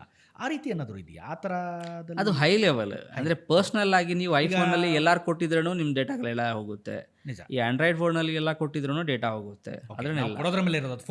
ಫೋನ್ ಮೇಲೆ ಅದು ಫೋನಲ್ಲಿ ಹೋಗುತ್ತೆ. That's higher level. ಈಗ ನಾವು ಆ ಲೆವೆಲ್ಗೆ ಥಿಂಕ್ ಮಾಡುವಂಥ ಅವಶ್ಯಕತೆನೂ ಇಲ್ಲ. Any phone you are using, ಅಂದರೆ ಬ್ಯಾಕ್ ಎಂಡಲ್ಲಿ ಏನೇನು ಟ್ರೇಸ್ ಆಗುತ್ತೆ ಏನಂತ ಇವು ನಾವು ಹಿಂದ್ಗಡೆ ಎನ್ಕ್ರಿಪ್ಷನ್ ಟೂಲ್ಸು ಇವೆಲ್ಲ ಪ್ರೋಟೋಕಾಲ್ಸ್ ಅಂತ ಇರ್ತವೆ, ಅದು ಯಾರ್ಯಾರಿಗೂ ಇದೆ ಅಂತ ಹೇಳ್ಬಿಟ್ಟು. So it is okay. The company policies, ಅವು ಕಂಪನಿ ಪಾಲಿಸೀಸ್ಗಳು, phone company policies, that's a different. So it is little security ಇದೇ ಇರ್ಬೋದು. ಬಟ್ ನಮ್ಮ ದೈನಂದಿನ ಜೀವನದಲ್ಲಿ ಅದು ಏನು ದೊಡ್ಡ ಸಮಸ್ಯೆ ಆಗಲ್ಲ ನಮಗೆ. ನಾವೇ ಎಲ್ಲ ಕಡೆ ಹೋಗಿ ಆಯಿತು ನಮಗೆ ಕಳ್ಳತನ ಮಾಡಿ ಅಂತ ಕೊಟ್ಟಿರ್ತೀವಿ ಡೀಟೇಲ್ಸು, ಅದು ಬೇಡ ಅಂತ ಹೇಳುವಂಥದ್ದು. ಒಂದು ಎಕ್ಸಾಕ್ಟ್ಲಿ. ಸೊ ಎಲ್ಲಿ OTP ಕೊಡಬಾರ್ದು. ಯಾರು ನಿಮಗೆ ಫೋನ್ ಮಾಡಿದ್ರು ಹಿಂಗೆ ಪೊಲೀಸ್ ಅಂತ, ED ಆಫೀಸರ್ ಅಂತ, CBI ಆಫೀಸರ್ ಅಂತ, ಈ ಕೊರಿಯರನ್ನು ಫ್ರಾಡ್ ಆಗಿದೆ ಅಂತ ಹೇಳುವಂಥದ್ದು ಯಾರು ನಿಮಗೆ ಫೋನಲ್ಲಿ ಕೇಳಲ್ಲ. ಇಫ್ ಎನಿಬಡಿ ಈಸ್ ಆಸ್ಕಿಂಗ್, ಯಾರಾದರೂ ಕೇಳ್ತಾ ಇದ್ದರೆ ಆಯಿತು, ಲೋಕಲ್ ಪೊಲೀಸ್ ಸ್ಟೇಷನ್ಗೆ ನೋಟಿಸ್ ಕೊಡಿ, ನಾವು ಅವ್ರ ಲೋಕಲ್ ಪೊಲೀಸ್ಗೆ ನಮ್ಮ ಲಾಯರ್ ಅಟೆಂಡ್ ಮಾಡ್ತಾರೆ, ನಾವೇ ಹೋಗಿ ಅವ್ರು ಕೇಳ್ಕೊಳ್ತೀವಿ, ಅಷ್ಟು ಹೇಳೋದು. ಮಾತ್ರ ಬಿಟ್ಟರೆ ಅವ್ರ ಜೊತೆಗೆ ಅವ್ರು ಯಾರು ನಮಗೆ ಈಗ ಅವ್ರು ಬೆದರಿಕೆ ಹಾಕ್ತಾರೆ ನಮಗೆ, ನೀವು ಈಗ ಕೊಟ್ಟಿಲ್ಲ ಅಂದರೆ ನೀವು ನಾಳೆ ಮಾರ್ನಿಂಗ್ ಅರೆಸ್ಟ್ ಆಗ್ತೀರಿ, ಈಗ ನಿಮ್ಮ ಮಗ ಅಲ್ಲಿದ್ದಾರೆ, ಮಕ್ಕಳು ಅಲ್ಲಿದ್ದಾರೆ, ಅವರು ಅರೆಸ್ಟ್ ಆಗ್ತಾರೆ ಅಂತ ಎಲ್ಲ ಹೇಳಿಬಿಟ್ಟು ಭಯನಲ್ಲಿ ಹಾಕಿಬಿಟ್ಟು ಮಾಡ್ತಾರೆ. ಅಂಥದ್ದು ಅವ್ರು ಯಾರೂ ಏನು ಮಾಡೋಕ್ಕಾಗಲ್ಲ. ದೀಸ್ ಆಲ್ ದ ಟ್ರಿಕ್ಸ್ ನಮಗೆ ಅವರು ಕೈನಲ್ಲಿ ತಗೊಳ್ಳಿಕ್ಕೆ ಟ್ರ್ಯಾಪ್ ಮಾಡಲಿಕ್ಕೆ ಪ್ರಯತ್ನ ಮಾಡುವಂಥ. ಸೊ ದಯವಿಟ್ಟು ಇಂಥದ್ದು ಯಾವುದು ನಂಬೇಡಿ. ಒಂದು ನಿಮ್ಮ ಫೈನಾನ್ಷಿಯಲ್ ಟ್ರಾನ್ಸಾಕ್ಷನ್ಸ್ ಏನು UPI ಟ್ರಾನ್ಸಾಕ್ಷನ್ಸ್ ಮಾಡ್ತಿರೋ ನೀವು, ನಾವೆಲ್ಲ ಕಡೆ ಹೋಗಿ UPI ಟ್ರಾನ್ಸಾಕ್ಷನ್ಸ್ ಮಾಡ್ತೀವಿ. ಏನೋ ಒಂದು ಲಿಂಕ್ ಇದ್ದಾಗ ಯಾವುದೋ ಒಂದು ತಗೋಬೇಕು ಅಂತ ಉದ್ದೇಶಕ್ಕೆ ತಗೊಂಡು ಮಾಡ್ತೀವಿ, ಯಾವುದೋ ಕಸ್ಟಮರ್ ಕೇರ್ಗೆ ಫೋನ್ ಮಾಡ್ಕೊಳ್ತೀವಿ. ಸೊ ದಯವಿಟ್ಟು ಈ ವೆಬ್ಸೈಟ್ಗಳಲ್ಲಿ ಏನು ಕಸ್ಟಮರ್ ಕೇರ್ ನಂಬರ್ ಮಾಡುವಂಥದ್ದು ಎಲ್ಲ ಡೈವರ್ಟ್ ಆಗಿ ಹೋಗ್ಬಿಡುತ್ತೆ ಬೇರೆ ಕಡೆ ಎಲ್ಲೆಲ್ಲೋ ಕಡೆ. ಸೊ ಅವ್ರಿಗೆ ಸಿಗಾಕೊಳ್ತೀವಿ ನಾವು. ಓಕೆ, ವೆಬ್ಸೈಟ್ನಲ್ಲಿ ಸರ್ಚ್ ಮಾಡುವಾಗೂ ಎಲ್ಲ ಫ್ರಾಡ್, ಫಿಶಿಂಗ್ ಅಂತ ಹೇಳ್ತೀವಿ, ಅದರಲ್ಲಿ ನಮಗೆ ಡಿಫ್ರೆಂಟ್ ಬಂದುಬಿಡುತ್ತೆ. ಸೊ ದಯವಿಟ್ಟು ಇಂಥ ವಿಚಾರಗಳಲ್ಲಿ ಡೋಂಟ್ ಟೇಕ್. ನೀವೇನಾದರೂ ICICI ಬ್ಯಾಂಕ್ ಕಸ್ಟಮರ್ ಕೇರ್ ಮಾತಾಡಬೇಕಂದ್ರೆ ನಿಮ್ಮ ATM ಕಾರ್ಡ್ ಹಿಂದ್ಗಡೆ ನಂಬರ್ ಇರುತ್ತೆ, ಅದಕ್ಕೆ ಮಾಡಿ. ಇಂಟರ್ನಲ್ಲಿ ಸರ್ಚ್ ಮಾಡಿದರೆ ಡೆಫಿನೆಟ್ಲಿ ನಿಮ್ಗೆ ಬೇರೆ ನಂಬರ್ ಬರುತ್ತೆ, ಬೇರೆ ನಂಬರ್ ತೋರಿಸುತ್ತೆ. ತೋರಿಸುತ್ತೆ, ಅದು ಬರುತ್ತೆ, ಬೇರೆ ಆಗುತ್ತೆ, ಅದು ಬೇರೆ ಎಲ್ಲೋ ಕಡೆ ಆಗುತ್ತೆ, ಅವ್ರಿಗೆ ಸಿಗಾಕೊಳ್ತೀವಿ ನಾವು. ಸೊ ಆ ರೀತಿಯಲ್ಲಿ when everything in your hand, believe those things. ಎಲ್ಲ ಇಂಟರ್ನೆಟ್ನೇ ನಂಬುವ ಅವಶ್ಯಕತೆ ಇಲ್ಲ. ಹೌದು, ಎಲ್ಲದಕ್ಕೂ ಗೂಗಲ್ ಮಾಡಿ ನಂಬರ್ ನೋಡೋದಲ್ಲ ನಾವಲ್ಲ. ಸೊ ಅಂಥದ್ದು. ಸೊ ಈ ವಿಚಾರಗಳಲ್ಲಿ ಬ್ಯಾಂಕ್ ಅಕೌಂಟ್ಸ್ಗಳು, KYC ಡಾಕ್ಯುಮೆಂಟ್ಸ್ ಇಂಥದ್ದು ಯಾರೂ ನಿಮಗೆ ಕೇಳಲ್ಲ. ಬ್ಯಾಂಕ್ ಅವರು ಇದ್ದರೆ ಹೋಗಿ ಬ್ಯಾಂಕ್ನಲ್ಲಿ ಮಾಡ್ಕೊಳ್ಳಿ, ದೆರ್ ಈಸ್ ನೋ ಹಾರ್ಮ್. ನಾವೇನು ಅಷ್ಟು 24 ಗಂಟೆ ಬ್ಯುಸಿ ಆಗುವಷ್ಟು ಕೆಲಸ ಏನು ಮಾಡ್ತಾ ಇಲ್ಲ. ಅಟ್ಲೀಸ್ಟ್ ನಮ್ಮ ಬ್ಯಾಂಕ್ ಅಕೌಂಟ್ಸು, ನಮ್ಮ ಡೀಟೇಲ್ಸ್ ನಾವು ಪ್ರೊಟೆಕ್ಟ್, ನಮ್ಮ ಸೇಫ್ಟಿಗೋಸ್ಕರ ನಾವು ಮಾಡ್ಕೋಬಹುದು. ಓಕೆ, ಬೇರೆಯವ್ರು ಯಾರೋ ಬಂದು ಕಂಪ್ಲೀಟ್ ತಗೊಂಡು ಹೋಗೋಕ್ಕೆ ಬದಲು ನಾವು ಸೇಫ್ಟಿ ಮಾಡ್ಕೋಬೋದು. You can go to bank and go walk to the bank and ask the details, what is the big deal in this one. ಎಲ್ಲರೂ ಹೇಳ್ತೀವಿ ನಾವು ತುಂಬ ಬಿಸಿ ಇದ್ದೀವಿ, ಅದು ಮಾಡೋಕ್ಕಾಗಲ್ಲ. ಆಯ್ತಪ್ಪ, ಏನು ಅಷ್ಟು ದೇಶ ಉದ್ಧಾರ ಕೆಲಸ ಏನು ಅಷ್ಟು ಏನು, it's not a big deal. Okay, this is your personal safety the first. ಯಾಕಂದರೆ ನೀವು ಬ್ಯುಸಿಯಾಗಿ ಏನು ಸಂಪಾದನೆ ಮಾಡಿದ್ರೆ ಅವನೇ ಅದು ತಗೊಂಡು ಹೋಗ್ತಾ ಇದ್ದಾನೆ, ಹೋಗ್ತಾ ಇದ್ದ. ಸೊ ನೀವು ಅವನಿಗೋಸ್ಕರ ಕಷ್ಟಪಡ್ತಾ ಇದ್ರಿ, if you are giving all this loopholes. So ದಯವಿಟ್ಟು ಇಂಥ ವಿಚಾರಗಳು ಸೈಬರ್ ಅವೇರ್ನೆಸ್ ಬಗ್ಗೆ ಗೊತ್ತಿರಲಿ. Or if at all anything ಆಗಿದ್ರೇನು 1930 ಕೆಲಸ ಮಾಡು. ನಂಬರ್ ಆಪ್ಷನ್ ನಿಮಗೆ ಅಲ್ಲಿ ಮಾಡಿದ್ರೆ, ಇನ್ನು ಫ್ರಾಡ್ ಆಗಿದ್ರೆ ಲಾಡ್ಜ್ ಮಾಡಿ ಇಮಿಡಿಯೇಟ್ಲಿ ಫೋನ್ 1930 ಕಾಲ್ ಮಾಡಿ. ಎನಿ ಫೈನಾನ್ಷಿಯಲ್ ಫ್ರಾಡ್ ಆಗಿದ್ರೆ ಅವ್ರಿಗೆ ನಿಮಗೆ ಅವ್ರು ಗೈಡ್ ಮಾಡ್ತಾರೆ, ಡೀಟೇಲ್ಸ್ ಎಲ್ಲ ತಗೊಳ್ತಾರೆ. ಈ ಪ್ರಾಸೆಸ್ ಎಲ್ಲ ಅಕೌಂಟ್ ಫ್ರೀಸ್ ಮಾಡೋದಾದ ಅನಾಹುತ ತಪ್ಪುತ್ತೆ. ಸೊ ಅಷ್ಟೇ ಹೇಳೋದು. ಥ್ಯಾಂಕ್ ಯು ಸೋ ಮಚ್ ರೀ. ಚೆನ್ನಾಗಿ ಮಾತಾಡಿದಿರಿ. Almost 1 hour we have spoken. ಅಲ್ಲ, ನನಗೆ ಈ ಸಂದರ್ಶನ ಮಾಡಿದ ನಂತರ ಒಂದು ಅನ್ಸುತ್ತೆ, IPS ಆಗೋರಿಗೆ ಯಾವ ರೀತಿ ಮೋಟಿವೇಶನ್ ಆಗುತ್ತೆ ಅನ್ನೋದು ಒಂದು ಕಡೆ, ಆದರೆ ಇನ್ನೊಂದು ಕಡೆ ಎಷ್ಟೋ ಜನ ಈ ಸಂದರ್ಶನವನ್ನು ನೋಡಿ ಆಗಬಹುದಾದ ಅನಾಹುತವನ್ನು ತಪ್ಪಿಸ್ಕೋಬೋದು ಅಂತ ನನ್ನ ವೈಯಕ್ತಿಕ ಭಾವನೆ. Thank you sir. ಎಲ್ಲ ಡೆಫಿನೆಟ್ಲಿ ನಮ್ಮೆಲ್ಲರದ್ದು ಪ್ರಯತ್ನ ಅದೇ, ಇಲ್ಲ ಅನಾಹುತ ಆಗಬಾರ್ದು ಅಂತಲೇ ಪ್ರಯತ್ನ ಮಾಡ್ತಾ ಇದ್ವಿ ಎಲ್ಲ ಕಡೆ. So major role is prevention of the crime. So ಅದನ್ನು ನೋಡ್ತಾ ಇದ್ವಿ. ಸೊ ಡೆಫಿನೆಟ್ಲಿ ಆಗಬೇಕು ಅಂತ ಆಸೆ ಪಡ್ತೀವಿ, ಅದಕ್ಕೋಸ್ಕರ ಕೆಲಸ ಮಾಡ್ತೀವಿ. ಎನಿ ಟೈಮ್ ಏನಿದ್ರೂ ನೀವು ಬರ್ಬೋದು.